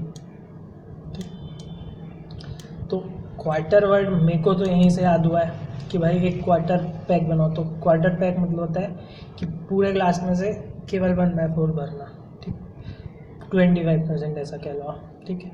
तो हर चीज़ में 4 ही क्वार्टर होते हैं। मैं कहूँगा कि 10 साल में क्वार्टर निकालो तो 10 साल में भी 4 ही क्वार्टर होंगे, ठीक है। 10/4 आपको करना पड़ेगा, वो पॉइंट में आएगा, लेकिन होंगे तो 4 ही क्वार्टर, ठीक। एक महीने को भी आप 4 क्वार्टर में बांट सकते हो, तो ये होता है क्वार्टर। आगे चलते हैं। सेकेंड ईयर में, फर्स्ट ईयर में देखा 4% पर क्वार्टर, सेकेंड में 3%, फिर 2.5 और 2%। अब इसको क्या याद करना है मुझे नहीं मालूम। इसके बाद करोगे, लेकिन एक चीज़ याद रखो। एक चीज़ अगर आपको याद आ गई, जैसे ही मैंने बोला 3rd ईयर और 4th ईयर, तो आपके कान खड़े हो जाने चाहिए कि 3rd ईयर और 4th ईयर वो तो हम 2 ही साल तक करते थे। हाँ ये एब्सर्ड है, लेकिन यहाँ याद रखो कि यहाँ पर थोड़ा सा आपको याद करना पड़ेगा कि भैया 3rd और 4th ईयर में आपको परमिशन लेनी पड़ेगी बोर्ड की वापस करने के लिए। क्या बोला उसने? It has been specifically provided that where such cars are exported after the expiry of. देखो यहाँ सिर्फ वो कार की बात कर रहा है। मुझे लगता है कि इसमें दोनों चीज़ आती है, लेकिन यहाँ क्या लिखा है? कार। मुझे लगता है दोनों चीज़ आती है, कार और पर्सनल और प्राइवेट यूज सब कुछ आता है, लेकिन मेरे को ऐसा लगता है कि यहाँ सिर्फ वो कार की बात करें, हम इसको कार से ही याद रखते हैं कि 3 और 4 में आपको परमिशन बाकी के लिए नहीं लेनी है, सिर्फ कार के लिए लेनी है, ठीक है। तो क्या बोला उसने? It has been specifically provided that where such cars are exported after the expiry of period of 2 years the drawback would be allowed only if the central board on sufficient cost extends the period of expiry beyond 2 years. It is further provided no drawback should be allowed if such motor cars or goods have been used for more than 4 years. ठीक है, 4 के आगे तो दिया ही नहीं है। देखो अगर वो इसने मिसप्रिंट होता तो वो यहाँ पर भी ये चीज़ लिखता और गुड्स, मिसप्रिंट होता तो वो यहाँ पर भी नहीं लिखता एक्चुअली और गुड्स, लेकिन उसने लिखा है। तो मैं नहीं मानता हूँ पर्सनली कि ये मिसप्रिंट है, मेरे हिसाब से तो यह प्रिंट है और well thought of print. Anti-dumping duty, safeguard duty, countervailing duty are eligible for rebate as duty drawback. सबकी ड्यूटी वापस होगी, सबका बदला लिया जाएगा। एग्जाम्पल यहाँ दिया है, spatial wireless private limited has imported 5 main frame computer system. क्या बोला है उसने? Computer system from Flexon next computer USA। कब बोला है? 31 जनवरी। उसने कस्टम ड्यूटी कितने की दे दी? इतने की, ठीक। The computers work for some time but in June. देखो क्या मंगाया उसने? Computer system. ऊपर हमने किस बात की बात किए थे? ऊपर हमने बात किए थे मोटर व्हीकल और स्पेशल गुड्स की, तो इससे कंफ्यूज मत हो जाना, ठीक। ये कंप्यूटर ले रहा है, देखो ये वायरलेस प्राइवेट लिमिटेड है, थोड़ा सा मेंट दिया कि हाँ ये इसने अपने पर्सनल यूज़ के लिए नहीं मंगाया है, ठीक है। Some technical faults developed in the system resulted in complete closure of work. उसके काम की ऐसी तैसी हुई, On being informed about the problem, Flexicon's computer sent his technicians from USA to repair the system in June. Flexicon computer जिससे उसने खरीदा था उसने अपने टेक्नीशियन को भेजा जून में. However, since no solution was found, the management of a special reshaped the return. मतलब उन्होंने वापस कर दिया. कब वापस किया? 31 दिसंबर. कब वापस किया? 31 दिसंबर. तो हमने अब ऑफकोर्स वो यही पूछेगा यार, उसमें क्या पूछेगा वो, advice in the list of provision. तो यही हमको बताना है कि क्या करें. तो क्या करेंगे आप बताओ. सबसे पहली बात हमने इसको वहीं सॉल्व कर लिया जो हमने ये पता कर लिया कि इसमें हमको सॉल्व करना क्या है. तो एक्चुअली हमको 4% 3% निकालना ही नहीं है, हमें निकालना है वो वाला कौन सा 95% से जो कम होता जाता है ना, वो वाला. ठीक, बस इतना ही सोचना था, बाकी तो हम यूँ ही निकाल लेंगे. उसने इंपोर्ट किया था 31 जनवरी को और वापस करा है दिसंबर में, यानी कितने मंथ्स हो गए? 11 मंथ्स. भाई जनवरी की 31 थी ना और दिसंबर की भी 31 है, तो पूरे जनवरी जोड़ दो, बाकी बचे कहते हैं 11 मंथ. 11 मंथ्स में क्या रेट आता था सोच के देखते हैं. शुरुआत हमने करनी थी 95 से और ख़त्म करेंगे हम 60 पे. याद था हमको 0 से 3 1, 0 से 3 1, 3 से 6 2, 6 से 9 3, 9 से 12 4, 12 से 15 5. तो ये 12 से 15 में नहीं आ रहा है, ये तो 4 में ही आ रहा है. ठीक है, 4 में क्या था? 9 से 12 हमारा 4th पॉइंट था. अब रेट में चलते, देखो शुरू कहाँ से किया था अपन ने? 95 से. 2 बार 10 कम करना है, यानी फर्स्ट में 95 से हो गया 85, सेकंड में 85 से हो गया 70, थर्ड में 70 तक आ गया. तो फोर्थ में कितना होगा? अब तो 5% करना था, ऑफकोर्स 5. तो ये 65% आना चाहिए आंसर. देखते हैं.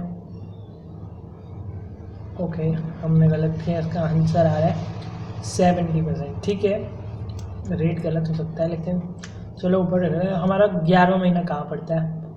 9 to 12 मंथ में 70% आता है शायद मुझसे के लिए. 75 के बाद हमको 5 ही कम करना था. ओके, उसका रेट आ रहा है 70%.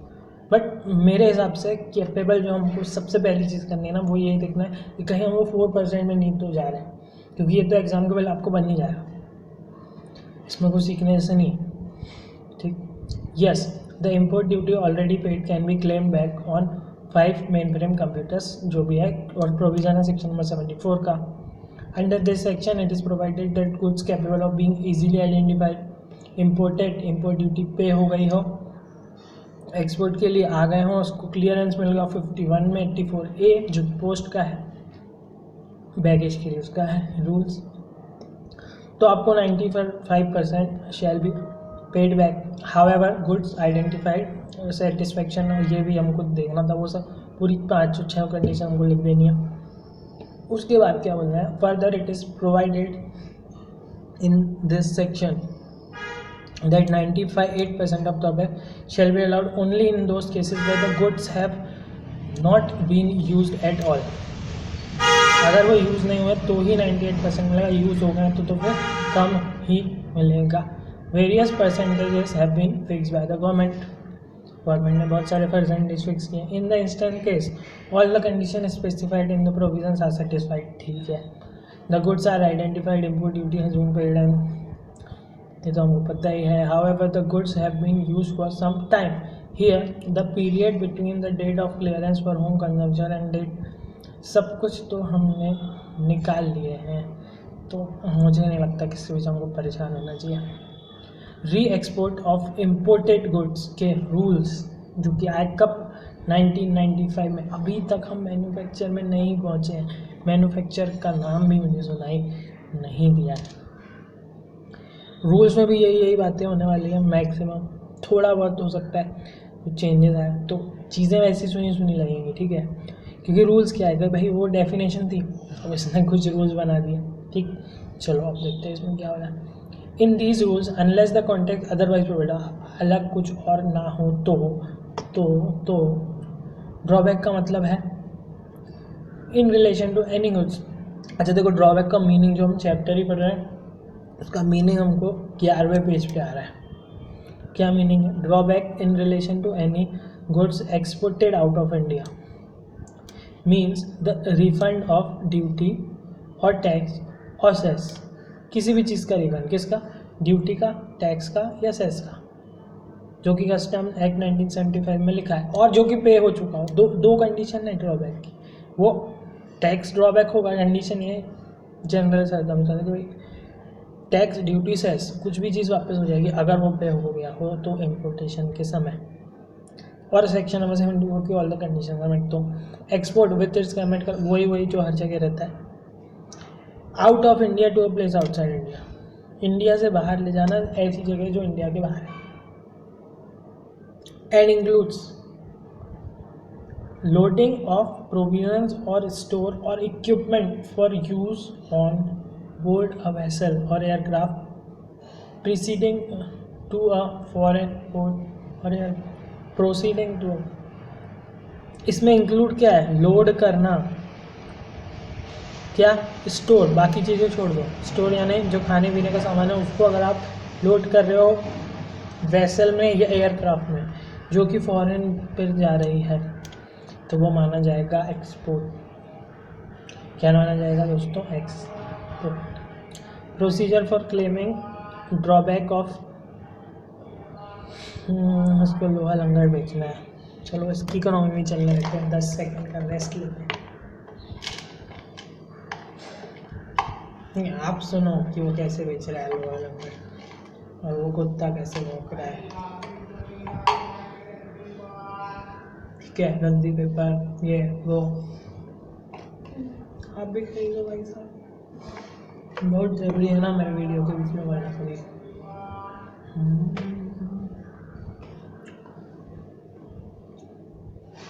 बेच लिया उसने शायद,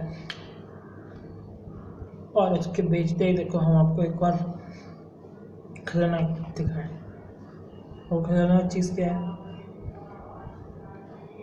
तो कितना बेचेगा भाई, सब गाइए। हमने जब पढ़े थे सेक्शन नंबर 74 तो हमने पहले 2 पॉइंट पढ़े थे, 1 और 3।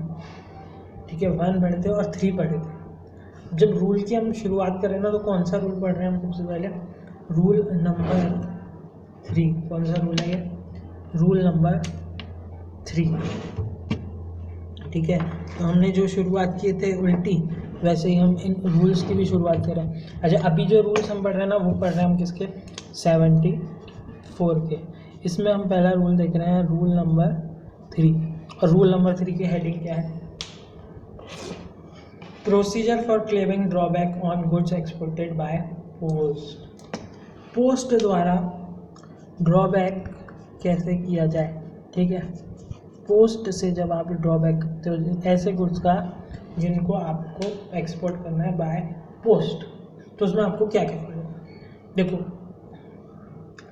ऊपर कुछ लिखना है और बस, बाकी तो सब जनरल चीज़ें हैं। ऊपर कुछ लिखना है, वो क्या लिखना है गुड्स के ऊपर? तो ड्रॉबैक एक्सपोर्ट ऐसा लिखना है आपको। कहाँ? आउटर पैकिंग पर। कहाँ लिखना है? Outer packing shall carry the word drawback export. Outer packing पे क्या लिखना है? Drawback export. क्या लिखना है? Drawback export. The exported shall deliver. Exporter को क्या करना है? डिलीवर करना है। किसको? हर चीज़ किसको डिलीवर करके हुआ? प्रॉपर ऑफिसर नहीं, आप बात ही करें उसकी पोस्ट की। देखो, जब भी डिलीवर की बात आती है ना मैं खट से आता है क्या? प्रॉपर ऑफिसर, लेकिन यहाँ प्रॉपर ऑफिसर नहीं है, ये तो बात होगी इसकी पोस्ट की। तो क्या बोला? Procedure the exporter shall deliver to the competent postal authority. Custom authority का प्रॉपर ऑफिसर, तो यहाँ पर पोस्टल अथॉरिटी को हमको देना है क्या? Claim in prescribe from. भाई क्लेम वही वाला क्लेम है जिसकी हमको मैनर और टाइमिंग की बात की था, तो ये वही क्लेम की टाइमिंग है, वही क्लेम कर रहे हैं हम जो हम वहाँ पढ़ते हैं 74(3) में कि रूल्स किस किस बारे में बनाया जाता है। उसका जो तीसरा रूल होता है वही तीसरा रूल की बात यहाँ पर हो रही है कि the exporter shall deliver to the competent postal authority a claim in prescribe form. उसको क्या देना है? एक क्लेम देना है प्रिस्क्राइब फॉर्म में। Date of filing of drawback claim for purpose of section number 75A। 75A कौन सा सेक्शन है? In case of export by post the date of filing of drawback claim for the purpose of 75A। अब 75 देखो, हम पढ़ना कौन सा section है, 74 और 75। तो 75 तो हम हमको बाद में पढ़ेंगे, अभी के लिए हम याद कर लेते हैं कि ये 75 जैसे हमने कुछ सुने थे। वैसे मुझे मालूम है कि ये 75 कुछ नहीं है, ये बात करता है जब आप एक्सपोर्ट करते हो थ्रू पोस्ट, उसी की बात करता है। तो इसमें ज़्यादा कुछ है नहीं, इसलिए इसको ज़्यादा डिटेल में भी नहीं लिया गया, इसलिए सिर्फ इसका रूल डायरेक्ट दे दिया। तो ये रूल में क्या बोलता है, देखो पहले आपको सबसे पहले क्या करना है, अगर पोस्ट है तो ऊपर आपको लिखना है क्या, ड्रॉबैक एक्सपोर्ट। उसके बाद उसके ऊपर सबसे पहले आपको लिखना है क्या, ड्रॉबैक एक्सपोर्ट। और उसके बाद आपको डिलीवर कर देना है एप्लीकेशन ऑफ क्लेम किसको, कॉम्पिटेंट पोस्टल अथॉरिटी को। उसके बाद अब वो बोल रहा है कि date of filing of drawback claim. Date of filing of drawback ही तो सबसे इम्पोर्टेंट है। इंटरेस्ट हो, रिफंड हो, जो भी आपको मिलना है, आपको देना है, उसके लिए डेट काम आती है। तो कौन सी डेट मानी जाएगी? ये डेट वो मानी जाएगी जब क्लेम फॉर्म रिसीव हो जाए। हमने किसको दिए, कौन रिसीव करेगा, पोस्टल अथॉरिटी। लेकिन नहीं, जब प्रॉपर ऑफिसर, क्योंकि देखो आपने पोस्ट को दे दिया, ठीक है, मुझे एक्चुअली क्या करना था कि खुद से जाके कस्टम ऑफिसर को देना था, लेकिन मैंने तो जाके पोस्ट वाले को दे दिया कि चलो अब आगे का काम तुम देखो। तो इसका ये मतलब थोड़ी हुआ कि आपका पोस्ट, अब मान लो कि पोस्ट वाले ने बाद में दिया, आपने पहले दे दिया लेकिन उसने ले जाके बाद में दिया, तो क्या आप उतने दिन का इंटरेस्ट लेने को तैयार हो? नहीं। तो इसलिए यहाँ पर क्या वर्ड यूज है कि जब भी पोस्टल अथॉरिटी को आप दोगे, तो जब पोस्टल अथॉरिटी प्रॉपर ऑफिसर को दे देगी वो डॉक्यूमेंट्स, वो दिन कहलाएगा date of claim. Deficiencies in the claim, अब हो सकता है कि उसमें कुछ डेफिशिएंसी हो, जब आपने क्लेम किया ना कि इतना चाहिए, तो क्या आपका क्लेम रिजेक्ट ना करके 15 दिन का आपको टाइम दिया जाएगा, ठीक। In case aforesaid claim form is not complete in all respect, the exporter shall be inform of deficiency.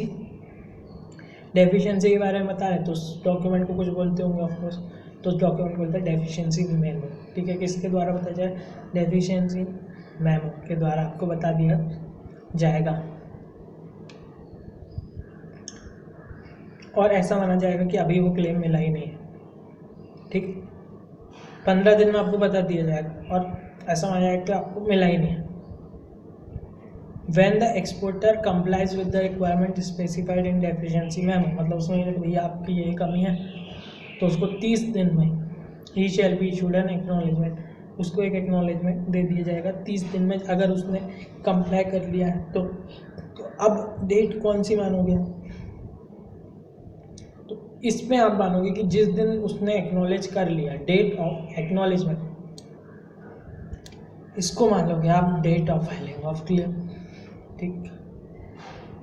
अब आते हैं अदर देन पोस्ट, ठीक है। पोस्ट वाला बहुत सिंपल है, इसलिए इसमें क्या लिखा है, प्रोसीजर, उसमें सब चीज़ यहीं खत्म कर दिया।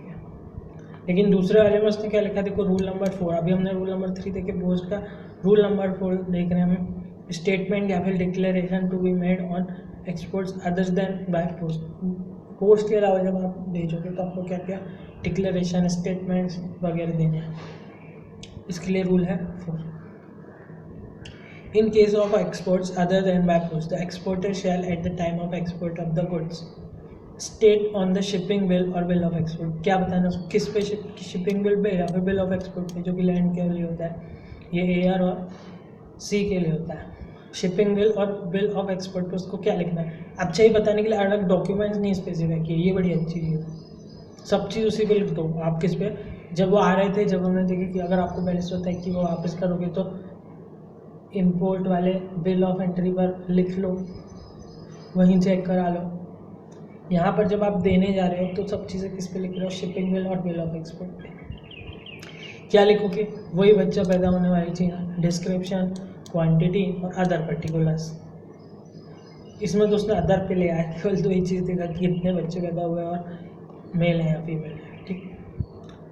Such other particular as necessary for deciding whether the goods are entitled to drawback under section number 74 and make a declaration on relevant shipping bill और एक्सपोर्ट। और डिक्लेरेशन क्या देना है आपको, स्टेट, देखो यहाँ बहुत ही प्यारे तरीके से शब्दों से खेला गया। देखो यहाँ पर क्या लिखा है, स्टेटमेंट्स और डिक्लेरेशन, ठीक।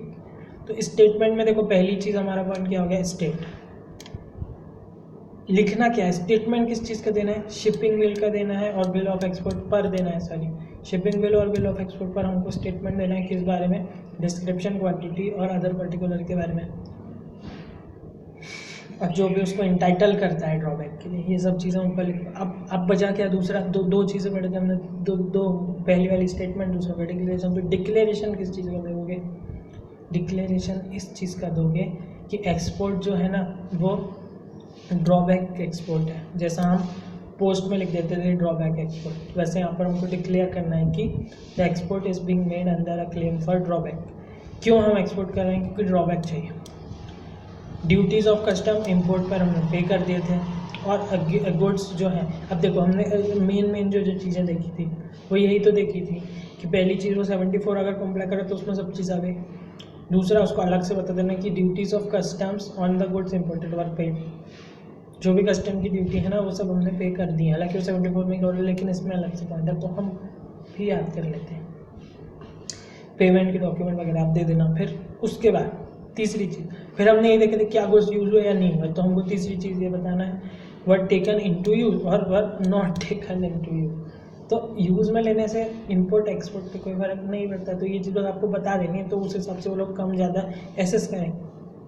हावेवर प्रिंसिपल कमिश्नर, अब देखो सबसे बड़ा, अभी तक हमने डेप्यूटी और असिस्टेंट की बात की थी, अब यहाँ पर कौन आ रहा है, प्रिंसिपल कमिश्नर या फिर कमिश्नर ऑफ कस्टम में exempt the exporter or his authorized agent from provision of this clause if he is satisfied कि अगर ये failure to comply जो है reason beyond his control है तो उनको जाने दो। चलो देखिए ही वाली बात कह सकते हैं।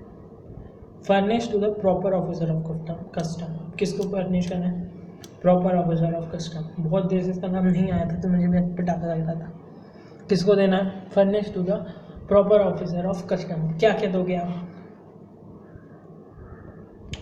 बिल ऑफ एंट्री या फिर other prescribe document against which the goods were cleared on importation, import invoice, documentary evidence of payment, ठीक, export invoice and packing list.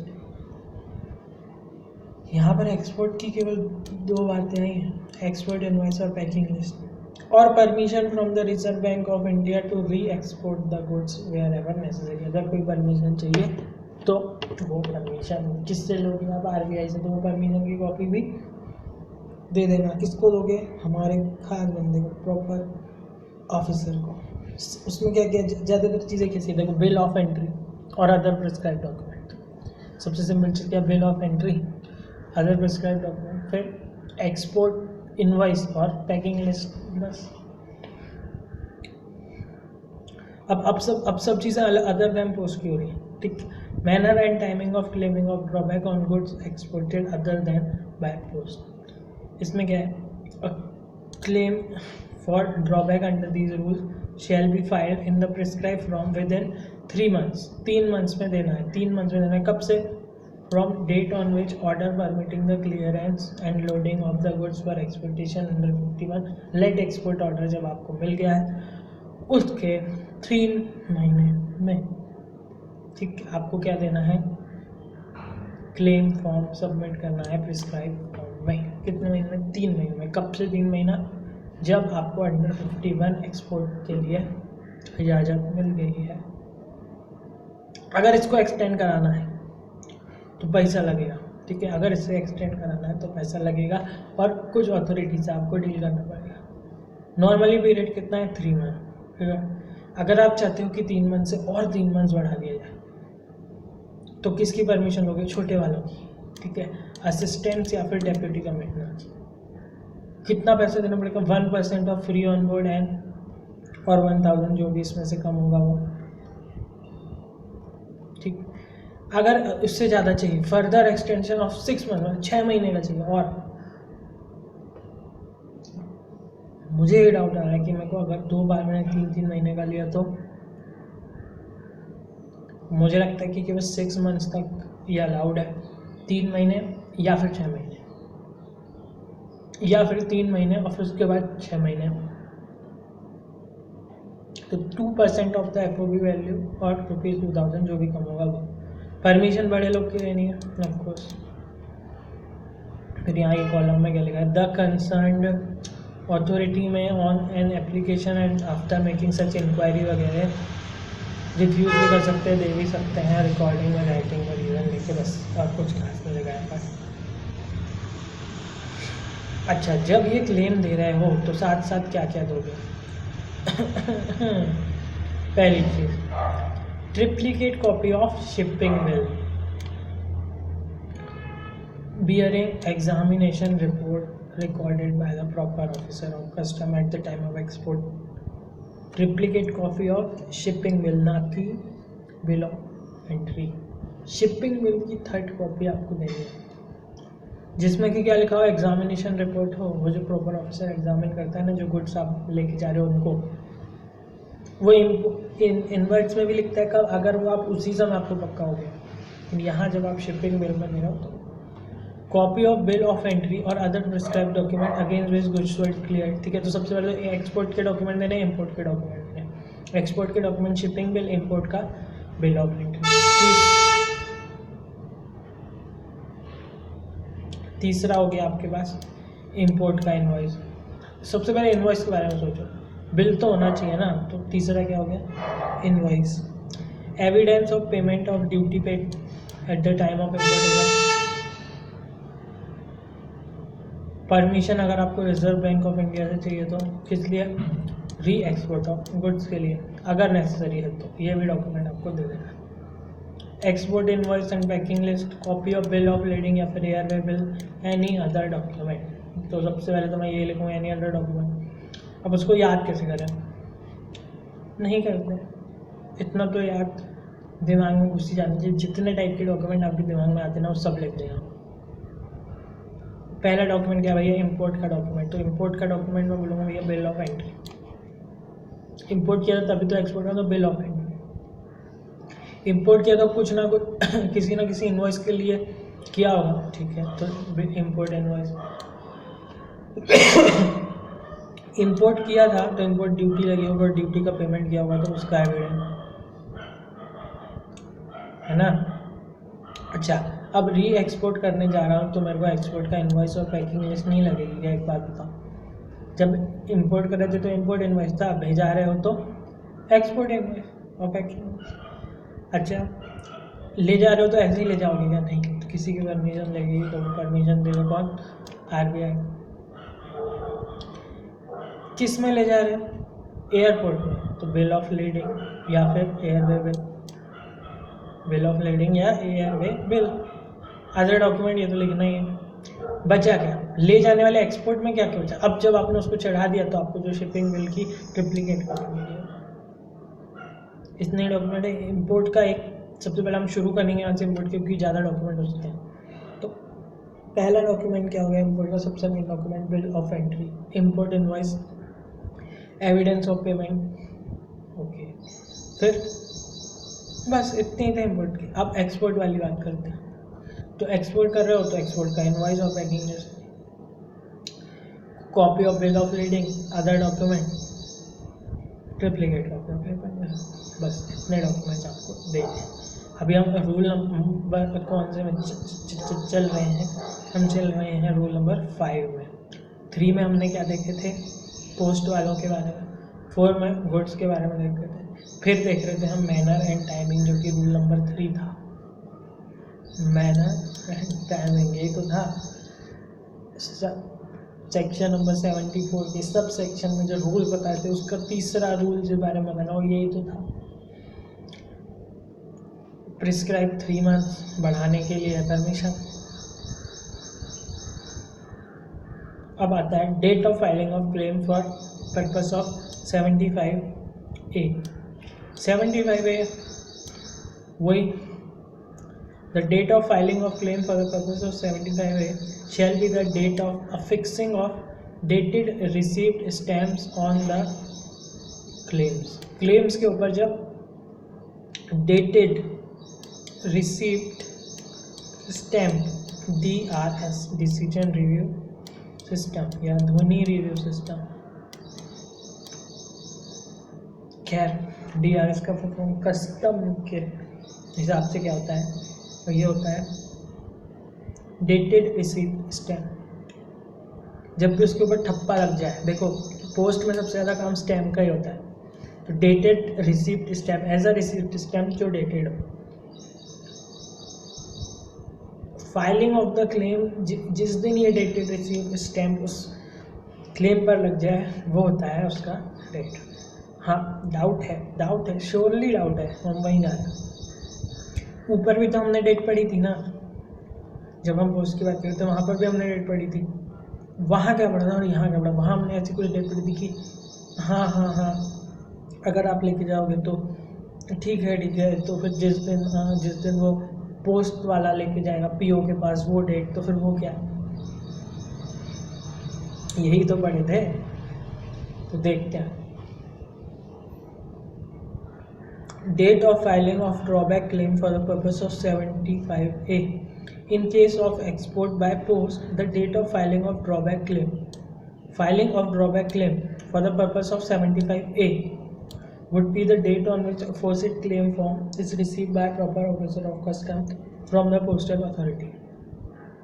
फिर से date of filing of drawback claim for the purpose of 75A, यहाँ तो बोल रहा है कि जिस दिन वो क्लेम फॉर्म रिसीव हो जाएगा प्रॉपर ऑफिसर को थ्रू पोस्टल अथॉरिटीज, वो डेट आप मान लोगे date of filing of drawback claim. Date of filing of drawback claim आप उसको मान लोगे कि हाँ इस दिन मेरा फाइल हुआ ड्रॉबैक क्लेम। तो फिर जो नीचे वाला जो पॉइंट है वो क्या बोल रहा है, date of filing of claim for the purpose of 75A। The date of filing of claim for the purpose of 75A shall be the date of affixing the dated receipt stamp on the claims। 75A ढूंढ लेते हैं, 75A को एक बार इसी PDF में ढूंढते हैं कि हो सकता है कि यहाँ हमें इसी वाले में मिल जाए। ये तो हम वही हैं जहाँ अभी तक तो हमने पढ़े नहीं, तो हम इसके नीचे ही हमको शायद 75A मिल जाए। जैसे यहाँ date of compute of amount of interest on drawback section number 75A, तो 75A नहीं है जैसा हमने सोचा था वो नहीं है। 75A एक्चुअली बात करता है कि जब इंटरेस्ट वगैरह की बात होती है उसकी बात करता है ये। भाई देखो हम बात सही कर रहे थे भाई, 75A क्या, तो 75A के लिए ही तो ये सब डेट इम्पोर्टेंट थी ना। वहाँ हमने बात एकदम परफेक्ट किए थे, बात हमने ये किया था ना कि भैया इंटरेस्ट के लिए इम्पोर्टेंट होती है, देने का लेने का। तो ये वही चीज़ है कि उस डेट को आप, तो जो भी हमने पढ़े ना वो सही है, जो भी हमने पढ़े वो सही है। 75A बस पोस्ट से रिलेटेड नहीं करता, ये मेरी गलती थी, आई एम सॉरी बाबू, अब जो होगा देखी जाएगी। तो 75A वाली जो हमने वहाँ पर बात की थी वो हरगिज़ गलत थी, लेकिन हाँ हमने चीज़ सही पढ़े थे कि भाई इंटरेस्ट को लेने के लिए डेट कौन सी मानी जाएगी, तो डेट वही मानी जाएगी जो 75A आपको फाइलिंग जब की हुई है किसने, प्रॉपर ऑफिसर के पास पोस्टल अथॉरिटी है ना, वो डेट मान ली जाएगी। अब यहाँ पर ही दूसरी चीज़ आ गई कि भैया ये वाली डेट कौन सी है 75, तो ऑफकोर्स ये हमारा नॉर्मल कुछ, अभी हमने इनकी तो बात ही नहीं की ना। आपने 3 महीने में तो भर दिया, आपने 3 महीने में तो भर दिया, लेकिन जब तक ये डेटेड रिसीप्ट स्टैम्प नहीं लगता है, ठप्पा नहीं छपता है, तब तक उसको क्लेम को डेट नहीं मानी जाएगी। तो date of filing of the claim तो यही मानी जाएगी, आपने कभी भी दे दिया। डेफिशिएंसी इन द क्लेम वही 15 दिन, deficiency in the claim 15 days of submission and shall be deemed to not have been file. फिर जब वो आ जाएगा तो डेफिशिएंसी मेमो वगैरह वही सेम जो पोस्ट में जाता है। Where exporter complies with the requirement specified in deficiency memo in 30 days from the date of receipt of deficiency, the same will be treated as claim under subs rule 11। ठीक, कौन सी date इसने specify नहीं किया भाई, सही बता रहा हूँ, सही में उसने स्पेसिफाई नहीं किया। मुझे ऐसा लगता है कि वही डेट है वो जो एक्नॉलेजमेंट वाली डेट उसमें आती थी, लेकिन यहाँ पे उसने एक्नॉलेजमेंट की बात भी नहीं किया है। उसने केवल क्या बोला, in case of incomplete claims without, या फिर ऐसे क्लेम जो कि डॉक्यूमेंट्री सपोर्ट नहीं, such claim shall be return to the claimant with deficiency memo. Such claims shall be return, इन क्लेम को रिटर्न किया, गुड्स को नहीं, क्लेम को रिटर्न किया जाएगा डेफिशिएंसी मेमो के साथ 15 दिन में, और ऐसा होना जाएगा कि आपने भेजा ही नहीं। Where exporter complies with the requirement specified in deficiency memo within 30 days from the date of receipt of deficiency memo, the same will be treated as the claim filed under. ठीक है, फिर शायद जब दूसरा claim चला गया वही date को आप मान लोगे। Under GST regime, goods upon import shall be subject to integrated tax and compensation cess. Further, in terms of section 3 subsection 12 of Custom Tariff Act 1975, the provisions of the Custom Act 1962 and rules and regulations made thereunder shall apply to integrated tax and compensation cess also. Accordingly, drawback under section number 74 would include a refund of integrated tax and compensation cess along with GST का drawback भी यहीं से आता है, अगर वो relate करता है कस्टम को, तो अगर वो रिलेट करता है कस्टम, ठीक। Accordingly drawback under section number 74 would include refund of integrated and compensation cess. ठीक है, बेसिक कस्टम ड्यूटी के साथ एटसेट्रा लिखा बार बार देते हो, ये एक बीच में पॉइंट आता है ना एडिशनल ड्यूटी है वो, ये एक बार ना इन डॉक्यूमेंट्स के ऊपर हम फिर से जाते हैं क्योंकि वही सबसे ज़्यादा कंफ्यूजिंग चीज़ है। जैसे अभी सबसे पहले मुझे देखिए, हालांकि बात का है documents to the flying to be supplied with drawback claim, तो ड्रॉबैक क्लेम के साथ इम्पोर्ट के डॉक्यूमेंट ड्रॉबैक कर रहे हैं। एक बार ऐसे देखें तो एक्सपोर्ट वाले डॉक्यूमेंट शिपिंग बिल था, एक्सपोर्ट इनवॉइस था, बिल ऑफ लेडिंग था, बिल ऑफ लेडिंग था क्या, नहीं, copy of bill of lading और एयरबेस, ठीक है, ऑफ कोर्स था। एनी अदर डॉक्यूमेंट, ये तो होता ही, एक्सपोर्ट इनवॉइस, पैकिंग। इंपोर्ट वाले में वही था, शिपिंग बिल का ट्रिप्लिकेट इसमें था, एक्सपोर्ट में जो हम बोल रहे हैं, इंपोर्ट में बिल ऑफ एंट्री। ये चीज़ें करके हम आगे बढ़ गए थे। ऊपर और कोई डॉक्यूमेंट मिस हो रहे हैं क्या, नहीं। 3 मंथ्स याद रखना है, 3 मंथ जो याद रखने की चीज़ है। फिर उसके बाद फेलियर टू कंप्लाई, नहीं। एक ये मेरे को ऐसा लगता है कि ये हम भूल जाएंगे, ऐसा मुझे अंदर से गट फीलिंग आ रही है। वो क्या है कि शिपिंग बिल और बिल ऑफ एक्सपोर्ट में डिस्क्रिप्शन तो लिखना है, 2 चीज़ें थी, एक तो हो गया हमको स्टेटमेंट और डिक्लेरेशन। जो डिक्लेरेशन देना है हमको शिपिंग बिल में, वो क्या देना है, तो हमको डिक्लेरेशन ये देना है कि भैया हम क्लेम कर रहे हैं ड्रॉबैक को 74 ऑफ द कस्टम एक्ट में, एक ड्यूटी हमने पे कर दिया, आप चिंता मत करो, क्लेम कर रहे हैं 74 में, ड्यूटी पे कर दिया, आप चिंता मत करो। और क्या गुड्स को हमने यूज़ किया या गुड्स को नहीं यूज़ किया, नॉट टेकन या फिर टेकन, ठीक। ये मुझे लग रहा था कि हम भूल जाएंगे, बिल्कुल ये भूलने की संभावना बहुत ज़्यादा है। फिर से एक बार देख, export is being made under the claim for drawback, हम कर रहे हैं 74 में ड्रॉबैक के लिए क्लेम, हमने ड्यूटी दे दी, आप चिंता मत करो यूज़ किया या नहीं किया वो हम ही बता दे रहे हैं, आप उसकी भी चिंता मत करो। ये चीज़ का आपको डिक्लेरेशन में करना है। डेफिशिएंसी वाले में एक वर्ड याद रखना, एक्नॉलेजमेंट, 30 दिन 15 दिन, ठीक है, बिल्कुल। एक्नॉलेजमेंट केवल पोस्ट में आया था, रूल नंबर 3, पोस्ट से जब दे रहे हो तो क्या देना है, क्या लिखोगे, है ना, ड्रॉबैक एक्सपोर्ट लिख दोगे, उसके अलावा बस यहीं आके आप भूल जाओ क्या लिखोगे आप, ठीक है हमने लिख दिया ड्रॉबैक एक्सपोर्ट, यहाँ तक का यार देखते हैं। लेकिन उसके बाद एक जनरल पॉइंट है कि आपको डिलीवर करना है क्या, कॉम्पिटेंट पोस्टल अथॉरिटी क्या चीज़ डिलीवर करनी है, तो क्लेम प्रिस्क्राइब फॉर्म में डिलीवर करना है। समझने का सिंपल तरीका, गुड्स दे रहे हो साथ में क्लेम का एप्लीकेशन दे रहे हो, गुड्स में कुछ लिख के दे रहे हो, क्लेम्स में क्या क्या लिख के दे रहे हो तो आपको बताइए। Date of filing okay.